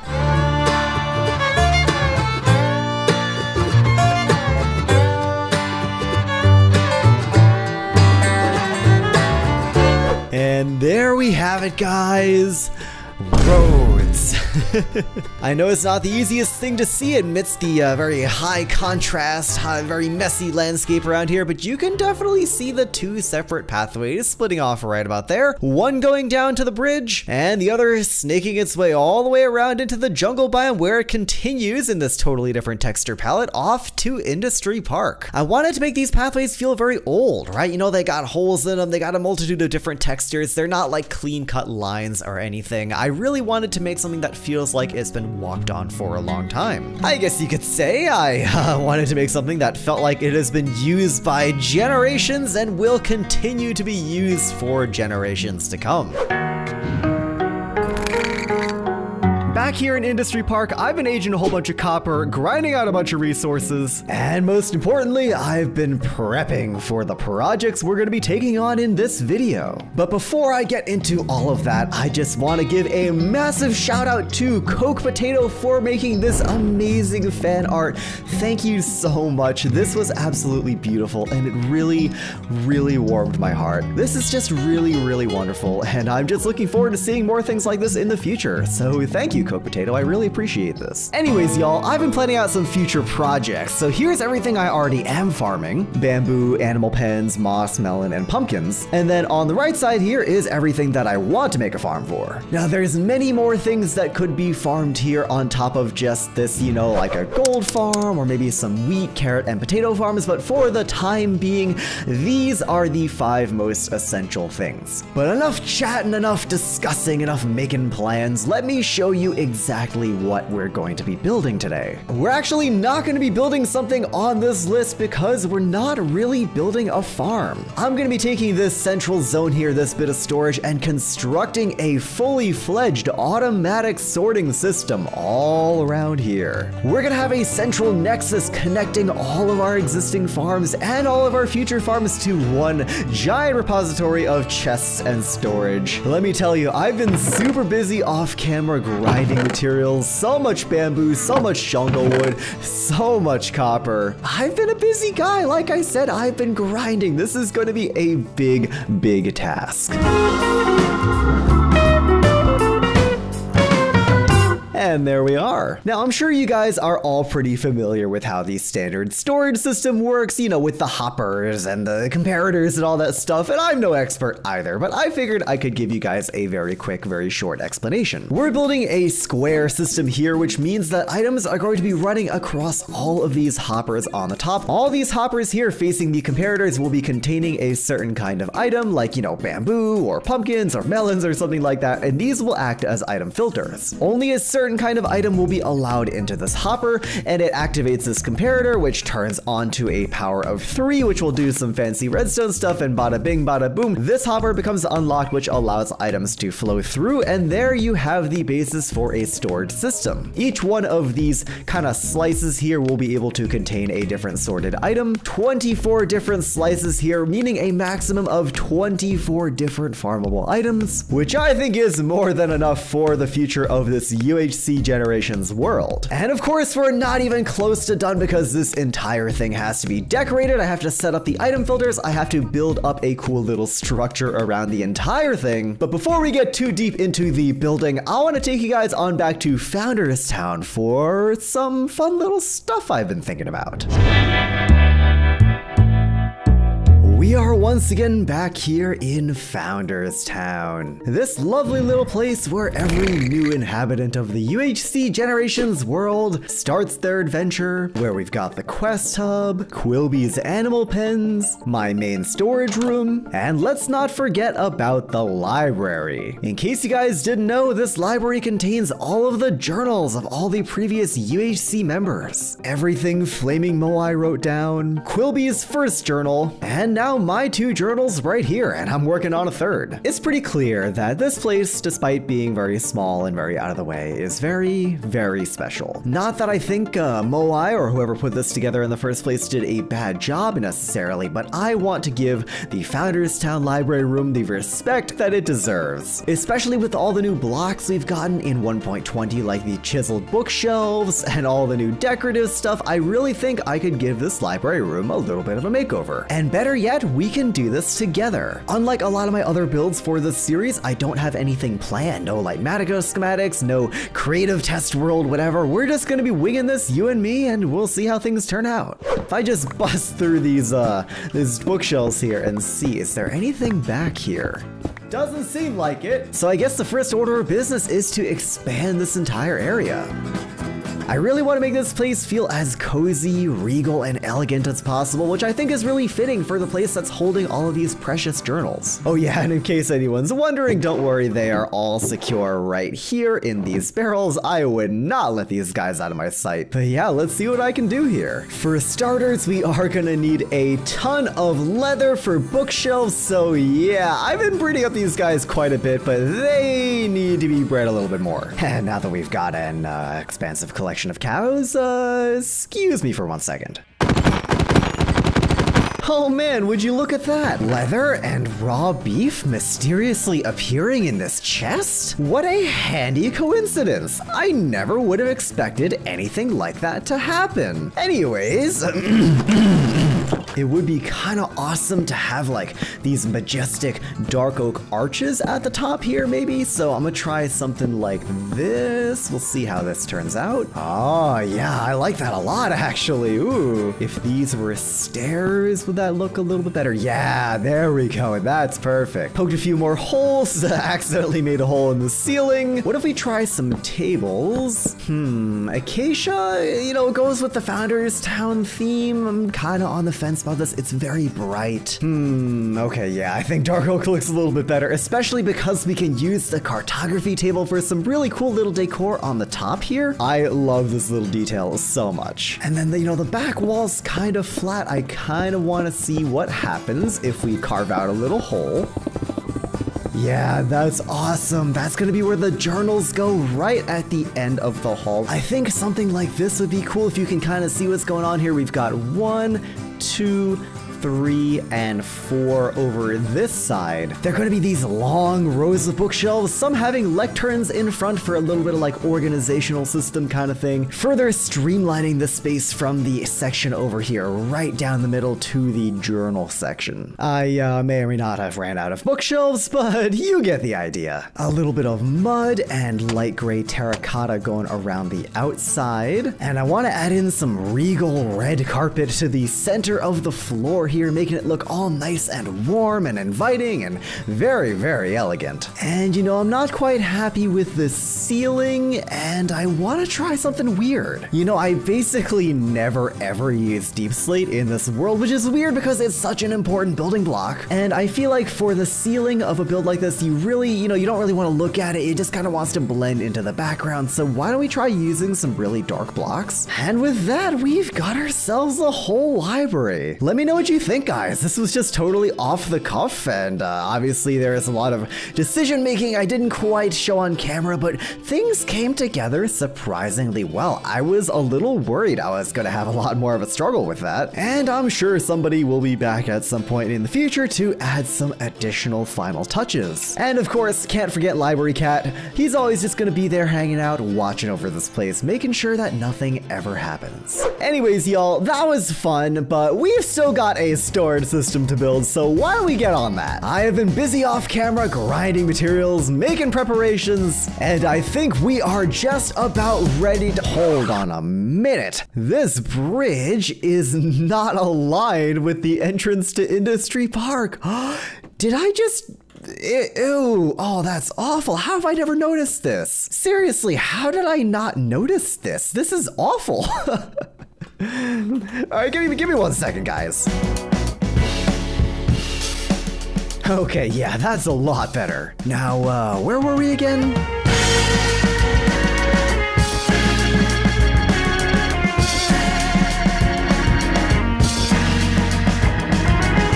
Hold on, quick pause, guys, quick pause. I might have goofed a little bit. For like the actual item filter sections, I built this all 1 block too low. Whoopsie.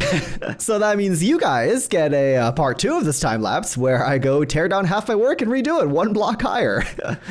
Ah, lovely.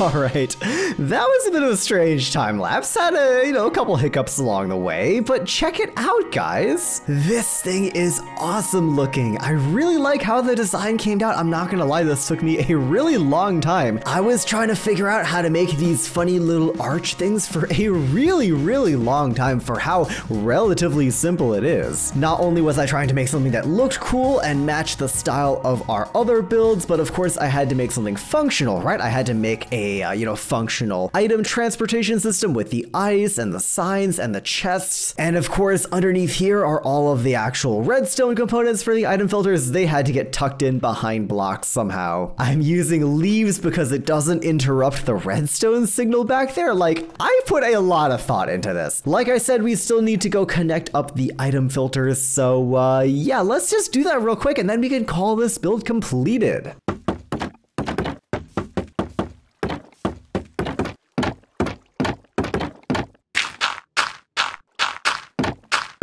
All right, that's the 2 pipes coming up from the ground. You can see how the water directs them into our transportation system, and they'll kind of get mixed into this whole thing and go around and around until everything gets sorted. But the annoying part is that I have to totally change the way we're routing our items. This thing has been just piling up in these chests, and oh boy, do we have a lot of melons. It's kind of getting to be a really big problem here. So this will need totally new redstone to pipe all of these items into our dedicated storage area.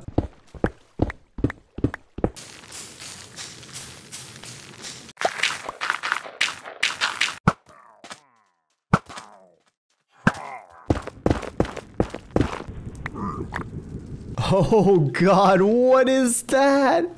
There's so many melons. I can't contain the melons. Oh Jesus. Oh, they're coming around again. There's so many melons. Alright, well, as you guys saw there, I finally got the pipes working here, and I unleashed the deluge of gourds from out of the bowels of this machine, the melons and pumpkins that have been piling up for weeks. But yeah, I needed to make a whole detour to the nether just to get soul sand. I thought I had soul sand, but I didn't. Like, I could have sworn I had like at least a couple dozen, but I had 0, so I had to run back and get some more. But look, it's working now. The bamboo's piling in, the melons are pouring in. I need to set item filters on these guys and these guys, or else they're just going to collect everything, which is obviously not ideal.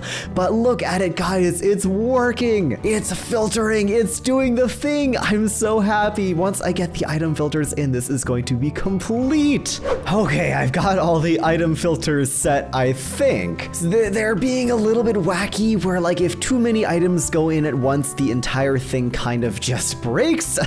I'm really hoping that doesn't happen now that I've got all of them set. But yeah, as you saw there, guys, these 3 are set for bamboo. So what you do is you put in 45 filter items, and then you put the item you want to filter in the last slot right here. And this way, this hopper is only going to accept bamboo. This one slot on the left is for pumpkins. These 4 slots are all for melons, and I'm sure they're collecting a whole lot of melons already. Yeah, I've got a bunch in here. And with that, guys, we've done it. We've provided sorting and automated item filtering to the UHC Generations world. I'm sure it's something that future generations will appreciate. We've got 2 brand new farms that I put together off camera. Let's take a quick look at them. We've got a sugarcane farm and a cactus farm with the appropriate slots filled out in the item filters. I've migrated our progress boards from the last episode. We got all the stuff we're already farming, with of course the addition of sugarcane and cactus. And this is our to-do list. This is our plans for the future. This is everything I still want to farm.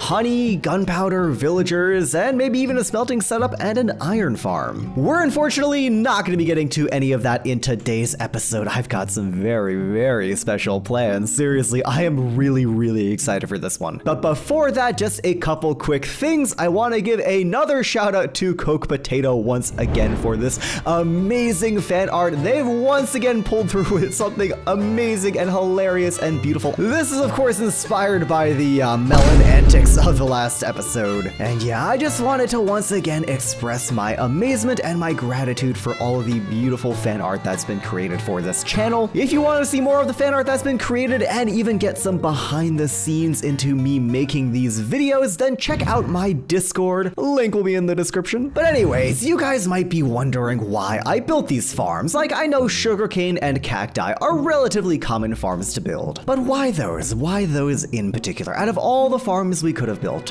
why those 2? And well, it's thankfully a pretty simple question. I've been using a lot of green terracotta in these builds, and it was getting really annoying to constantly have to go out and find more green dye, so I made the cactus farm because of that. And sugarcane, you know, of course, while it's essential for elytra rockets and books and bookshelves and all those other lovely things, I've got some more specific plans for all that sugarcane in today's video.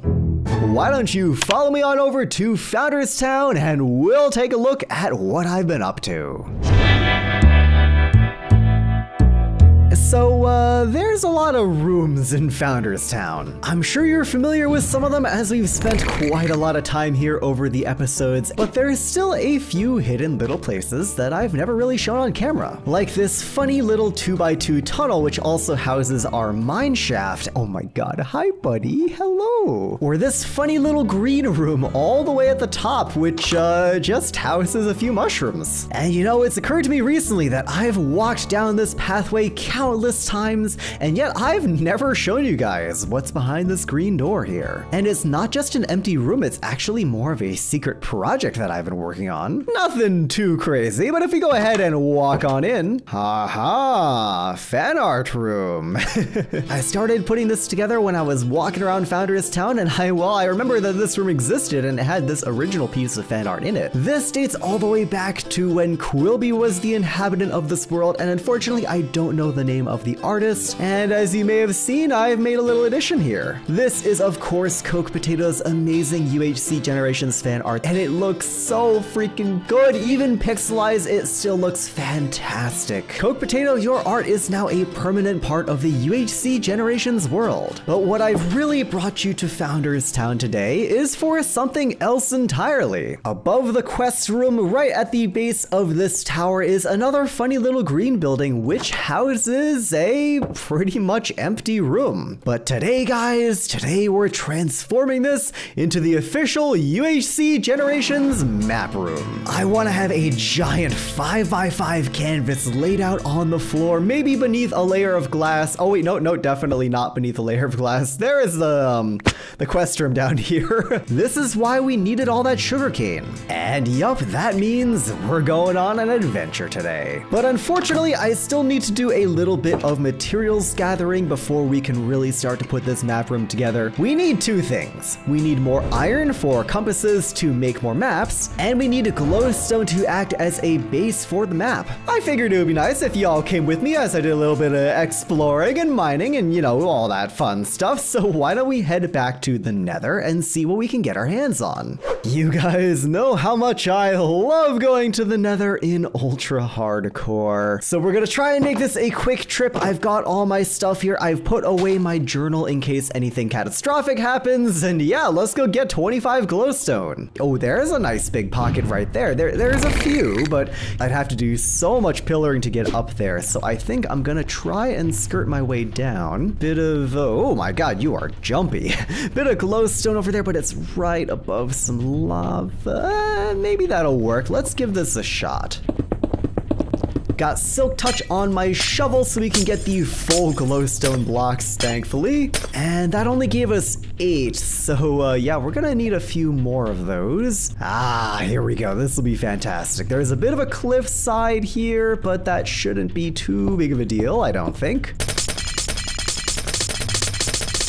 47 glowstone, that is more than enough. Let's get out of here before anything terrible happens. And that's the hard part completed, guys. Now all we gotta do is mine a little bit more iron. And while we're doing that, there's a couple things I wanna bring up. You see these signs that were left here by Flaming Moai God knows how long ago? There's actually so many more of these than I realized, and I've been leaving some of my own too. Not just necessarily down in the mines, but all across this world. It's really, really cool to see where people have been traveling. Like, I'll just be strip mining or caving through like the most random place, and I'll just run into a sign from Flaming Moai, and it's just like, whoa, hey buddy.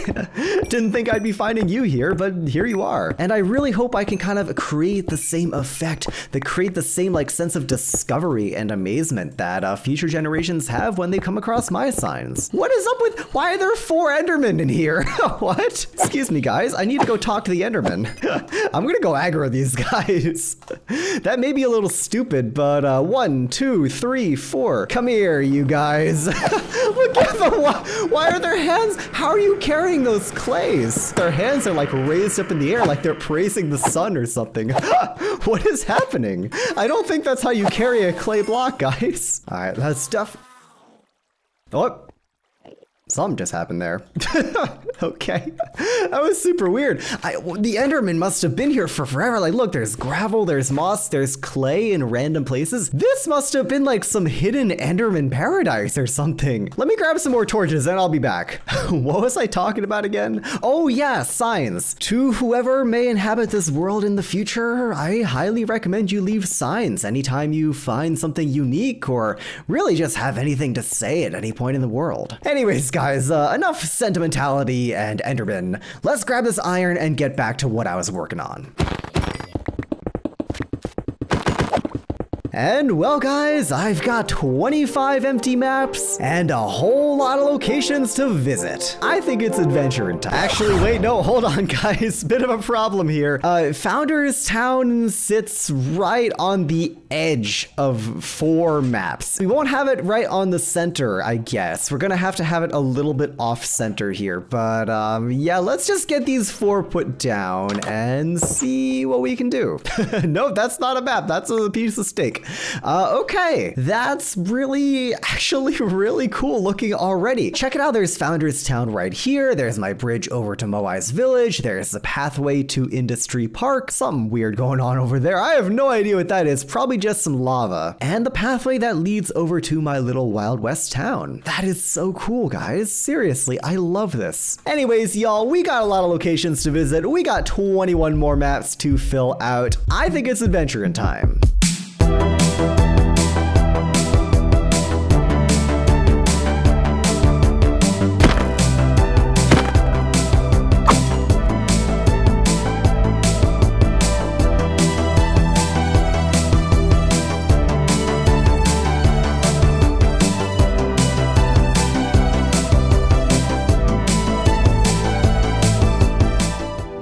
Well, that was pretty fun. I ran all over the place, as you guys saw. Did a couple little aesthetic overhauls as well, so let's go take a look. And yeah, it's upside down. Right away, you can see that it's not the most regular shape. The Fields of Regeneration and Quilby's bee house are all the way at this end, and I really wanted to include them in the map since they're very, very important. So I kind of had to make a couple adjustments, but it was absolutely worth it because this place looks pretty damn nice. Got some sugarcane growing here in case you need a little bit of emergency paper. Got kind of like a cartography station here with some barrels and crafting table and obviously the cartography table. And last but not least, the index of locations, which I've migrated up from the quest hub downstairs up into the map room. I felt like it would be a lot more fitting here. So yeah, guys, let's take a look at this map. You can see Founders Town nestled into the side of this giant badlands. I think they're called a butte. I'm not entirely sure on that one.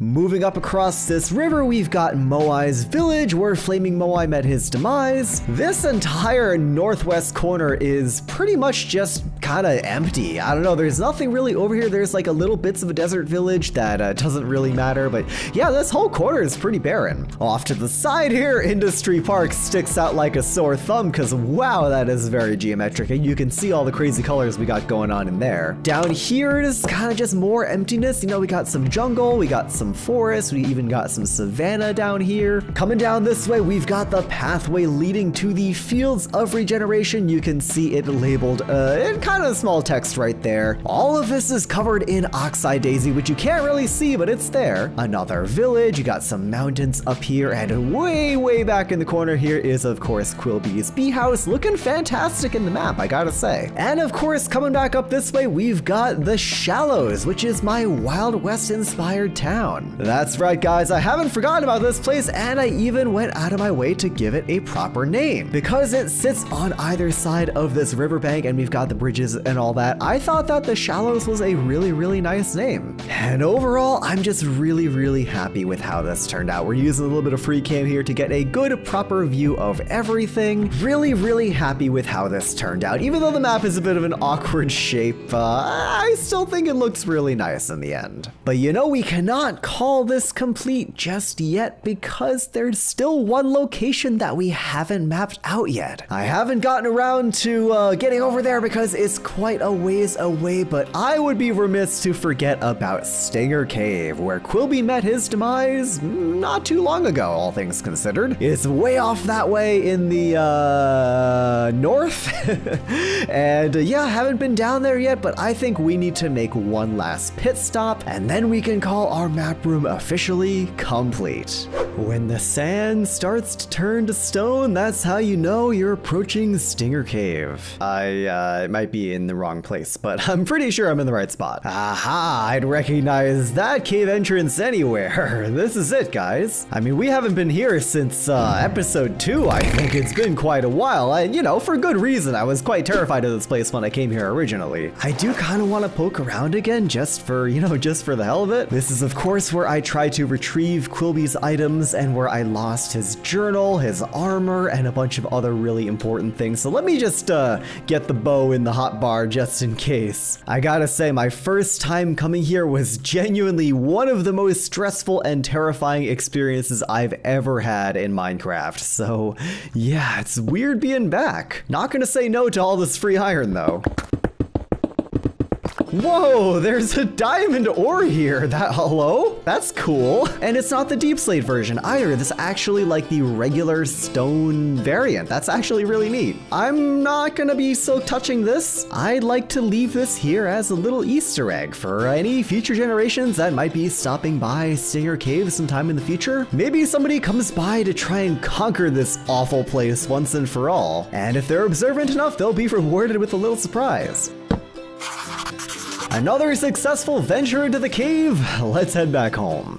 We can go ahead and plop our 2 maps down on the wall there because they are very much disconnected from the rest of the world map. We would have needed a bigger map room if we wanted to connect those two, just saying. And you can see Stinger Cave and its cool little lagoon thing on the outside right at the top. I quickly threw together this cute little super smelter. This, of course, is very useful in conjunction with our bamboo farm that I built a few episodes back, which is now sitting right underneath, hey, there it goes, which is now sitting underneath our fully automated water-powered storage system. But yeah, enough catching up. I'm sure you guys get the idea. You might be wondering, what's new with you and what are we gonna be doing today? Well, to answer the first question, why don't you follow me on over to Founders Town? Founders Town is, of course, the first place built up in the UHC Generations world, started by Flaming Moai and improved upon by every generation since. It's home to the quest hub, the map room, a bunch of random animals sitting around, the great library, and most importantly for right now, the fan art room. I put this thing together a couple episodes ago and it is home to all of the amazing fan art that has been created for the series up until this point. And well, the reason that we're here today is I've got one more addition to make. I really hate to be changing the way Founders Town looks like this, but you know, sometimes you gotta make a room smaller to make a wall bigger. And with that, guys, nope, not that one.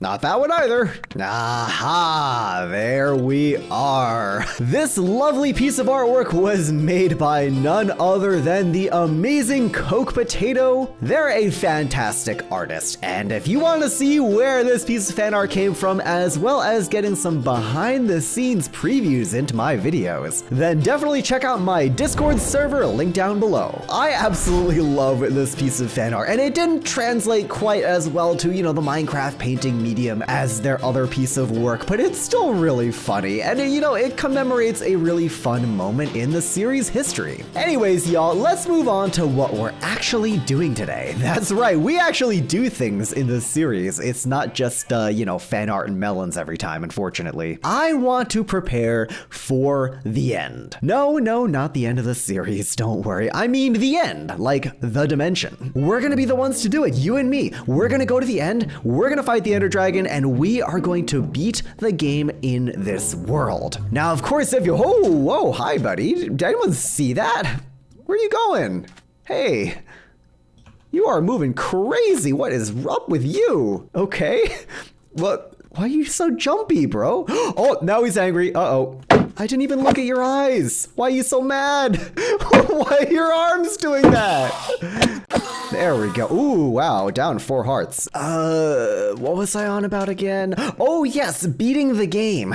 We need blaze powder and we need ender pearls to make Eyes of Ender. And as a little bit of extra credit, I think it would be nice if we gathered up a bunch of gunpowder. Cause of course, after we beat the Ender Dragon, we're gonna go end busting and we're gonna get Elytra and we're gonna wanna make rockets to fly around. And what good is the Elytra really if you can't make a bunch of rockets and go zoom, zoom, zoom, zoom, zoom everywhere, you know? So without further ado, I shall don my golden gear. I shall replace my very worn out shield. I shall put my journal and my signs and my water bucket away just in case something happens. I shall grab an inordinate amount of soup, way more soup than one man should ever have. And with all that being said, it's go time. Alright fellas, it's been a while since I've done this, but we're going gamer mode. I am super rusty on playing UHC, but you know there's only one way to get yourself back into shape, and it's to throw yourself into the deep end. Ooh, I forgot my sword is crazy. It's a pretty good sword. Not entirely sure how many blaze rods we're looking for, but you know, a good amount, I guess. Maybe like 12 or 15 or something like that. It would be nice to have some more just for brewing as well. Hey, buddy. Oh, I'm on fire. I'm on fire. Oh, there's a bit of lava right there. That's dangerous. Later, dude. God, my aim is actually horrible. It's been a while since I've used just a regular survival Minecraft bow, and wow, look at this basalt delta out here. Hello? Hi, guys. You know, I'm not gonna lie, this has actually been really chill so far. Like, I was expecting a lot more than just the occasional blaze or wither skeleton that I pick off super easy. Oh, wow, there's 2 more of you. Okay. Hi. I guess I was expecting a little bit more of a challenge from this nether fortress, but there's not much going on here.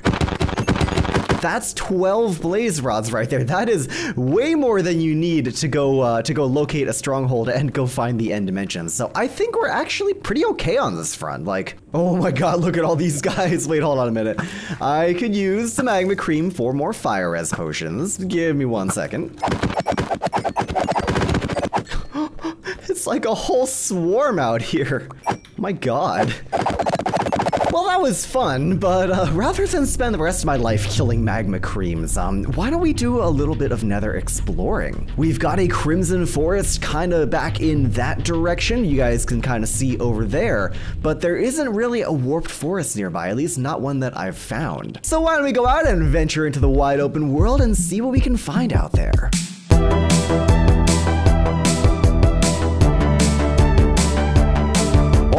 I see something over there. Right, so I unfortunately didn't bring any boats to like trap the Enderman, but I think I've got a good bit of kind of counterplay solution, which is of course just the look at the Enderman and then go hide in a 2-block tall gap, you know, the coward strategy.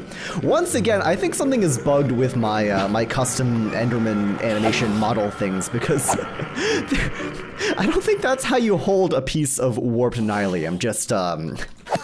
Just my opinion. Not a whole lot of Endermen out here, I'm not gonna lie. I haven't really seen any, besides that one. Maybe they're all hiding somewhere. Well, there's one all the way down there. What in the hell was that? Did you guys just hear that noise? That was terrifying. It's like an Enderman on drugs or something. That was actually horrifying. You not getting mad? What's going on, buddy? I'm right here. Peaceful Enderman, look at that. I'm looking at him up and down and he's just not doing anything. Interesting. What about this one? Are you gonna get it? Yeah, that one gets angry. Let's go. Once again, it's like he's got like warped root knee pads or something. It's so bizarre. Hello, sir.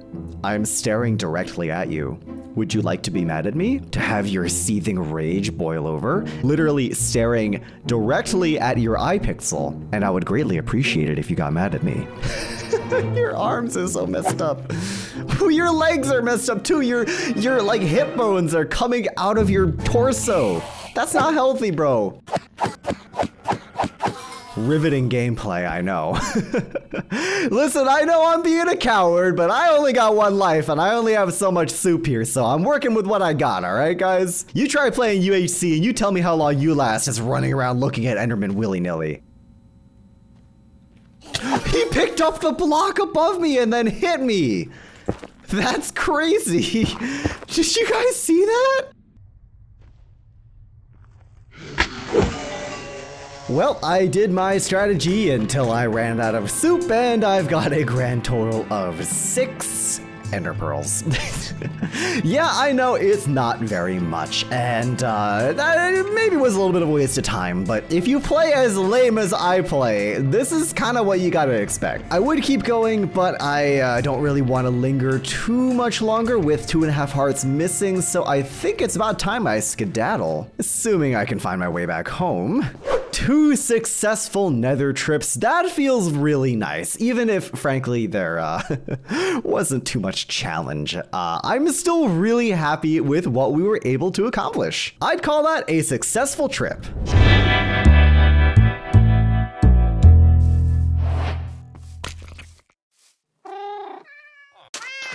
We're back in Industry Park where I've been doing a good amount of prep work for our next farm. Like I said at the beginning of the video, I want to add a gunpowder farm, and for this one, I want to go all out. I'm making a big one. So I've been breeding up a bunch of cats, and I've also been doing a little bit of materials gathering. This is not nearly enough for what we're about to do. We probably need like 4 times as many materials. We need a lot more bamboo, a lot more trapdoors, a lot more of everything, honestly. So I've got quite a lot of materials grinding in my future. But first things first, I gotta move this.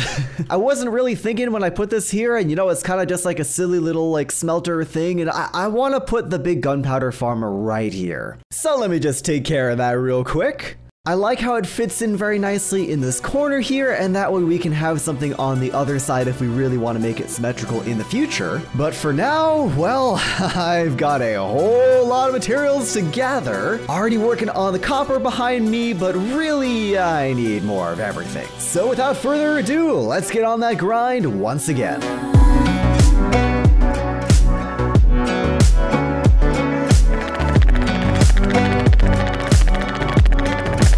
Quick aside here, I'm walking back through the fields of regeneration, and I see this little thing poking up from this little bit of water down here, and I'm like, what's going on over there? There's not supposed to be anything down there. And I go investigate. It's another moai that I'm not sure anyone has ever discovered. And you know why I don't think anyone's discovered it?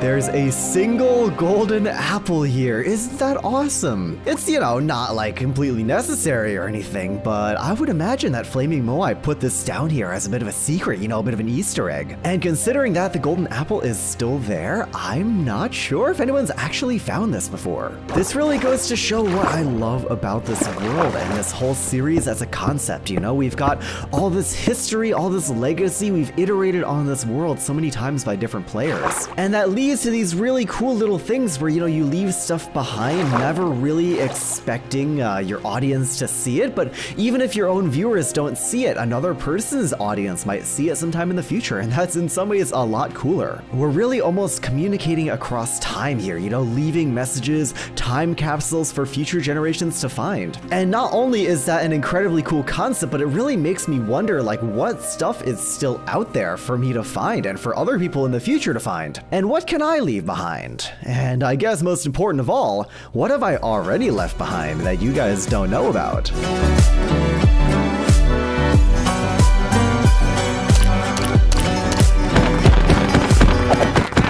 Back at the park, I've been doing a little bit of preliminary work on this copper frame around what's going to be the outside of our gunpowder farm. Wow, I really blend in with the copper here. It's not much, but it's a start, especially since I'm still gathering materials and still breeding up cats and still working on a bunch of other stuff in the meantime. We're going with a very similar kind of copper, you know, ribs or spikes protruding kind of styles, very similar to what we've got going on with the melon and pumpkin farm, which I still think looks pretty damn good. Of course, this time around they're vertical as opposed to horizontal, and mild spoiler alert, but we're gonna have some coming down from the top too. Stalagmites and stalactites in a sense. Also, it occurred to me I never really explained what this small army of cats is for, and yeah, in case you don't know, a lot of gunpowder farms are powered by cats. Cats repel creepers, and if you get them orientated just right in kind of like a circular area, you can funnel a bunch of creepers into a central pathway and then send them off to a little killing chamber. It's gonna be a bit of building. Like with all my other farms here, the exterior is rather detailed, but once I get those all put together, let's go have a little building chat about it.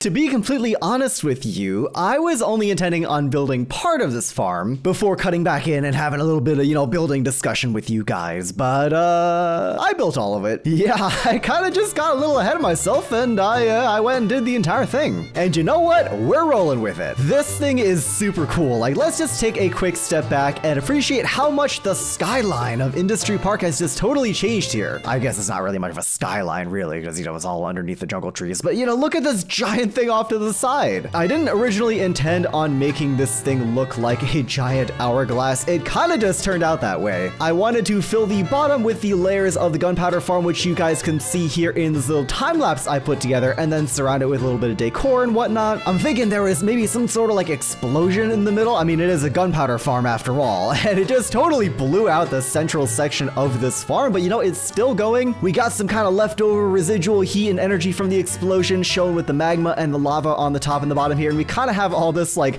yucky sludge goop stuff like leaking out of the sides of the farm, almost just barely contained by the outer shell. So that's kind of the idea I was going with here, and like I said, it kind of ended up looking like an hourglass, but I'm not complaining. It looks pretty cool. The creepers think they can walk on this empty space, where obviously they cannot, so they're gonna fall all the way down here and pop on down to an untimely demise in these campfires. The farm is aesthetically done, it's functionally done. I've even got the filter already set up right here. The only problem is, well, it's a creeper farm, and if I start breaking those torches, those creepers are going to start spawning around me. So yeah, might be a little difficult. I'm really hoping we can get through this without any explosions. But you know what they say, there is no time like the present, so let's get going and get this farm operational.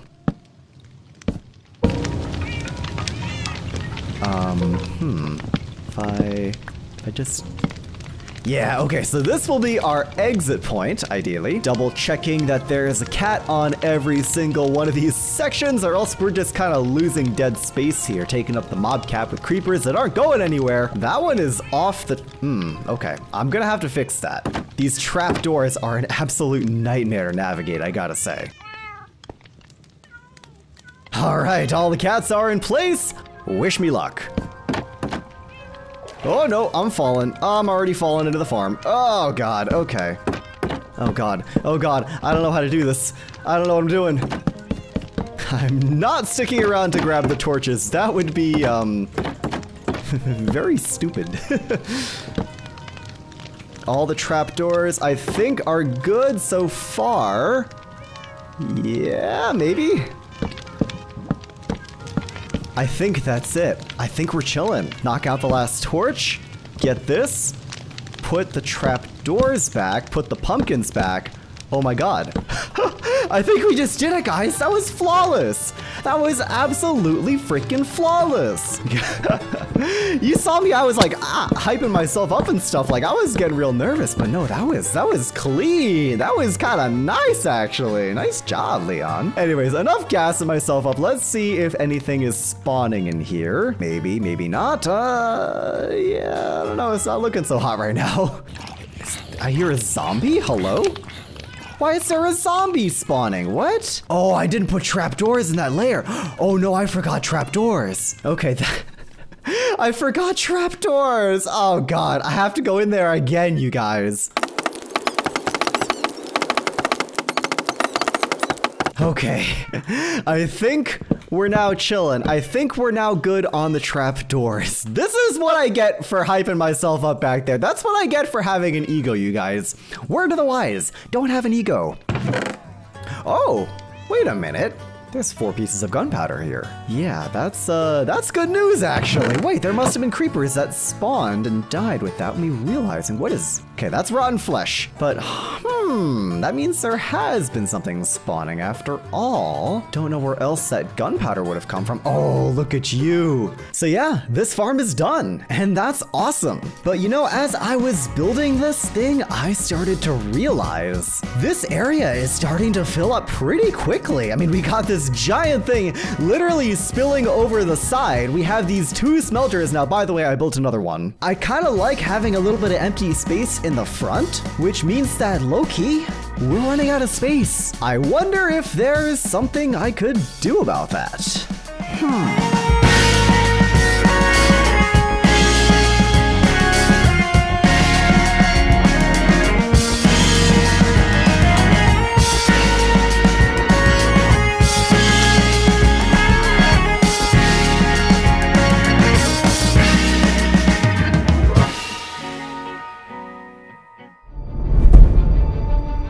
UHC Generations. The most deadly Minecraft game mode. One wrong step, one stray arrow, one badly timed jump, and it all ends in an instant.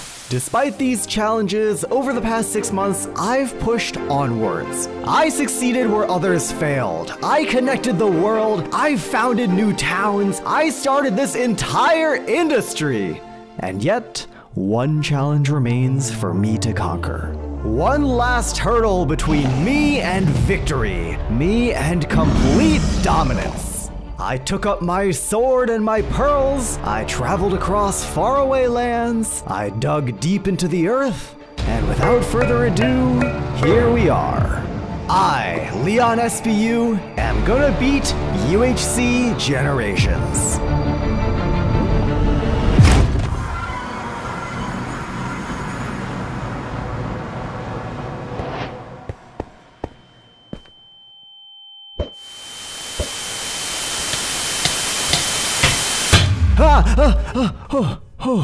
Man, what a weird dream. UHC Generations. A world of history, a world of legacy, and most importantly, a world that's been cherished and cared for by all of its inhabitants. Together, we've done a lot in this world. We've built on the shoulders of those who've come before us, and today, I want to return to a project that's very near and dear to my heart. Oh, also, I never really intended on fighting the Ender Dragon. I'm sure this is already quite obvious to some of you by now, but yeah, that was all a bit. A long multi-episode bit, but a bit nonetheless. A big joke. I do apologize to those of you out there who maybe got a little excited or maybe drew some fan art or anything like that, but yeah, that's not happening. I've still got the pearls in case a future generation wants to come on by and actually defeat the thing for real. So yeah, it'll happen one day, but I'm not gonna be the one to do it. It's no secret that I really like this place. It may not be the most important landmark or the most built-up piece of the world, but you know, this place is very special to me. As I'm sure most of you guys are aware by now, I've always really liked the kind of Wild Westy, you know, Badlandsy Western vibe, and I was very happy that UHC Generations kind of had that thing going on too. I mean, you know, Founders Town is built out of the side of a mesa cliff, and we've got all this desert and badlands and all these hot biomes nearby. It was really exciting to be able to kind of incorporate that kind of mythos into my videos, you know? Whether it's the music or the sound effects or just the style of builds that I end up making, I'm very heavily inspired by that kind of Wild West vibe. And some of you guys may know that I put out a video on Wild West builds not too long ago where I made quite a few new designs for these really cool kind of, you know, old-timey frontier town style buildings, 3 of which I want to bring into the UHC Generations world. Now don't worry you guys, they're not complete copies. I've made some big, meaningful improvements to these buildings. I had a lot more time this time around to really polish them and make them unique. I was in a bit of a rush with that previous video, and yeah, you can kind of tell. I want to take advantage of these large swaths of empty land surrounding the shallows here to put together a stables, a repair works, and last but definitely not least, a grain supply store with a grain silo. And I think that'll really even things out, you know? That's quite a lot of building for one episode. I'm sure you guys don't mind. And of course, I'll definitely be expanding this town in future videos. But for right now, I just want to focus on these 3 builds that I've got prepared for you guys. First things first, gotta sleep. Is going to be featuring several kind of enclosures for the horses to hang out in, as well as a large kind of open front courtyard right here where you can kind of, you know, hitch them to a post or bring them out for a little bit of, you know, riding around and stuff. And this build is going to be quite interesting because we're using a lot of different kinds of wood. I've been doing a whole lot of materials gathering. As you can see, we got tons of spruce, tons of jungle, and not very much acacia, tons of oak wood. I've been a busy guy. I've been working on this in between episodes, kind of, you know, when I get bored of other projects and I just want to go, you know, break blocks for 2 hours, I'll just go do that. And that's been really nice. But more to the point, I do need to do a little bit more grinding before we can get this project off the ground. In particular, the mangrove situation is not looking so hot. Mangrove swamps are all very far away from here. I'm actually not even really sure where they would be. Maybe I found one sometime in the past. I don't remember. But I believe we've got enough resources and saplings over in Founders Town to do a quick little bit of tree planting and wood harvesting, so let me get on that real quick. Whoever says they like cutting down mangrove trees is lying. Wow, this is a pain. That took me a while, and I didn't get very much wood. I got, what? Yeah, look, 3 stacks of wood, and I got 6 stacks of mangrove roots. I don't need all that. I just want the log, but it's such a pain, like, jeez. Anyways, we'll leave our rapidly decomposing tree corpses back there in the space where I do all of my tree harvesting, and head on back to the, oh, hi, look at you. Hello, what are you doing over here? Psst, hey, if you see Quilby, tell him I said hi. Hope he's doing okay. Pass the message on, thank you. Anyways, let's build a stable.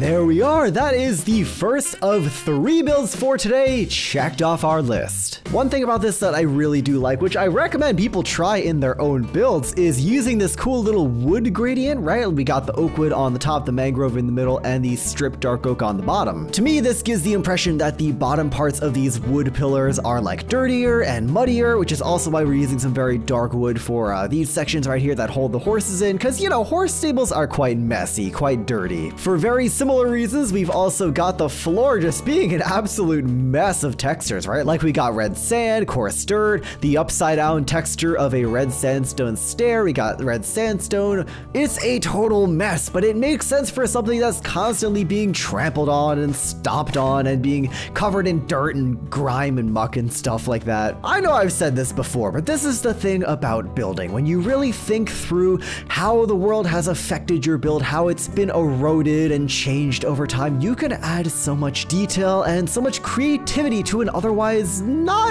too out of the ordinary project. If I remember correctly, there is a diamond armor horse over in Founders Town. Aha, I knew you'd come in handy eventually. Do you have a name? No, you don't have a name. Okay. Can I ride you? Oh, I can ride you. Wow. Looking cool.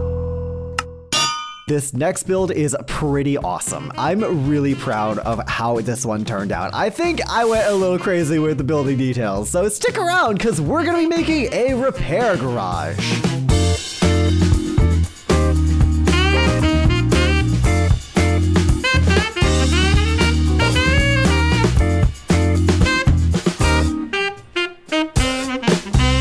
There it is, the old Fix-Ups Repair Garage. I love this thing. I know it's got a stupid, goofy, silly name, and it's kind of a stupid, goofy, silly build, but look at it. It's cool. It's like, it's got a lot of detail to it. Of course, I was going for some sort of like, you know, repair, mechanic, kind of industrial vibe here, and you know, it's a Wild West themed town, so we're not going to be working on cars or automobiles, but we can certainly have these big sliding wood doors, and we can have a cool little forge thing in the back, and we can have a place to do some metalworking, and we can have some spare iron lying around, and of course we can have a cool little tent addition built onto the side to act as kind of like a market stall area. I don't know, I'm just a big fan of this build. I thought it turned out super well. I mean, the detail in this place is crazy, right? Like we got the open ceilings here, so you know, fumes and smoke can escape out the top. We've got these beams for support to hold up these big roof things, and we got some barrels strapped down by minecart rails. I love this little trick. It really looks like they're kind of bolted down or secured so they don't go, you know, tumbling around or falling over or whatever. But the thing I'm most proud of in this build is actually the roof. In particular, the coloration on the roof. I feel like I put a lot of thought into this, and kind of picking up where we were talking about before from the stables, where I was talking about like how erosion and wear and tear really affects how you build things in Minecraft. I'm taking it to the extreme here with the discoloration of this wood on the roof, because I'm thinking like we've got all these toxic fumes and smoke and stuff and just all this ash billowing out of our forge. It's going to be going up through the roof. It's going to be discoloring the wood. So yeah, that was a really cool little touch that I frankly was very proud of. And overall, you know, this build had so many different blocks, so it was kind of crazy to put together, I'm not gonna lie. But anyways, you guys, that's enough building. Let's take a quick little building break. It pains me to say this, but I am running dangerously low on iron. I've got 2 in my inventory. So as I go and embark on another trip into the mines, why don't y'all come cave with me? We're going to be mining at Y level 16 because supposedly that's a really good Y level to be mining for iron at. I know you can also go up and do like, you know, caving up in the mountains and stuff, and not caving, but you know, mining up in the mountains. And I've done a little bit of that, but there's only one little small Stony Peaks biome nearby, and I've pretty much bled that thing dry. So let's go down to the mines here and see what we can find. So this is where I left off. A little bit of coal here might as well pick up. And you know, I hope this is at least a little interesting to you guys. You know, I try and make my videos at least somewhat vary between the building and the not building, and you know, the talking and the not talking and all that kind of stuff. And oh wow, what's this? Okay, I've definitely been here before. Looks pretty explored already, so I think we're just gonna keep on going. But yeah, I hope this stuff isn't too boring. You know, I'm really trying to add a more like a personal touch, like, you know, more intimate kind of emotional element to my videos, and I feel like one of the best ways to do that is just to have these kind of, you know, you and me one-on-one chats as I go do a little bit of branch mining. So, yeah. If you're here listening to this, thank you for sticking around and, you know, enjoying the series up until this point. I really do appreciate it. It's been, underwater cave. It's been an absolute joy to inhabit this world, and I hope you're really looking forward to all the new projects and stuff I've got planned. I know we're really just working on the shallows today, but trust me, I've got some big plans for the future. But yeah, so you know, survival content has always kind of been like hit or miss on my channel. I like doing it, but oh wow, look at that new mine. I like doing it, but it doesn't tend to perform super well. So you know, I kind of took a gamble with this series, you know, committing myself to a world that has all this history and legacy behind it, as I said in the intro. And yeah, I'm just really happy that some of the videos have actually done really well and that people have really come to enjoy the world. It means so much to me. This series means so much to me. And if you're a person from the future, you know, a future generation, I really do hope this world and this series means as much to you as it does to me. So many people make Minecraft series on YouTube, but not very many people can say that they're part of something bigger than themselves. Whether that be an SMP in the traditional sense, or I mean, I guess you could call this an SMP, really. I mean, I haven't. It's a very different, non-traditional SMP, but I suppose it is. So I don't know. Food for thought. Philosophical stuff, you know? What defines an SMP? Is a hot dog a sandwich? I'm kidding. We're not gonna go down that route. Haven't found any iron yet, unfortunately, and our pickaxe is looking a little bit low, but I'm confident we'll find something eventually. I don't know why I'm poking around down here. There can't be. Oh, there is iron down here. Okay. Worth it. Ooh, what is? Oh. I thought there was a geode over there, but it's actually just, ow. Two skeletons. Excuse me, buddy. There he goes.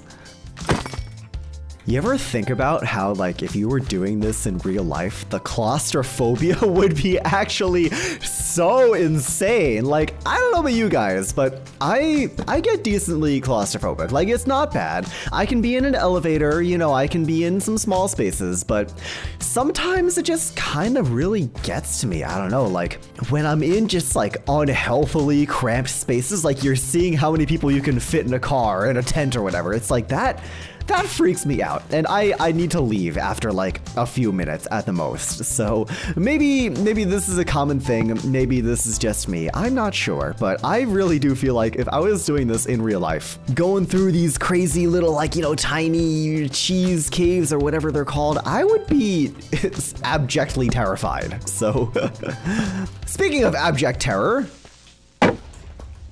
JK, there was no terror. There was just the shield. I've definitely been this way before, but I remember like not exploring it very well, so I'm sure there's more stuff around here, you know? Oh hey, like a mob spawner. That's something. Oh, get out of here. Yeah, that's something, all right. A brand new fresh mob spawner. I don't think I've found something like this in UHC before. That's awesome. Like, look. They're loot and stuff. A cat music disc. Cool. Redstone saddle. Yup, that's nice. A bucket, sure.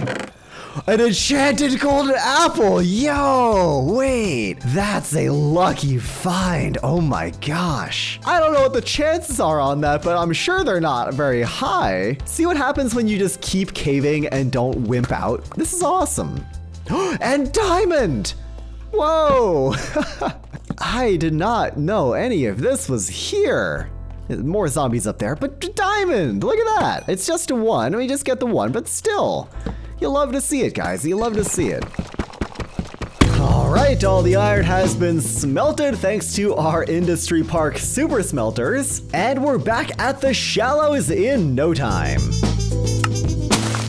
Our third and final building is going to be going right here. It's going to be 2 parts, actually. It's going to be a building right here and then a grain silo off to the side. It's a pretty neat design that I'm pretty proud of, and I think you'll like. So, yeah, man, what a weird dream. UHC Generations, a world of legacy, a world of history, and most importantly, hold on, I'm sorry, hold on a sec. Did we not do this bit already? You don't remember? Like literally 5 minutes ago.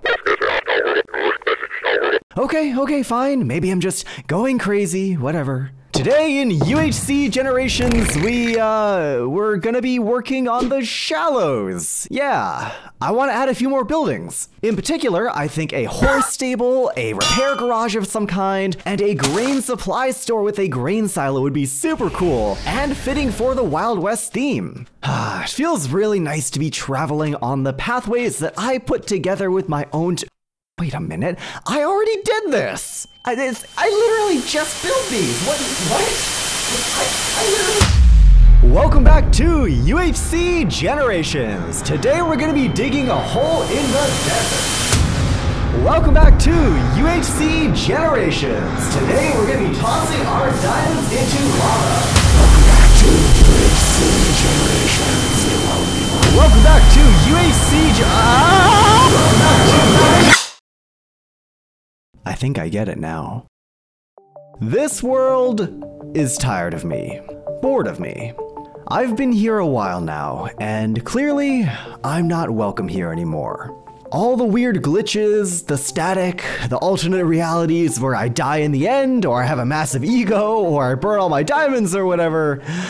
I think what the world is trying to say is that it's time for me to go. This is an old world.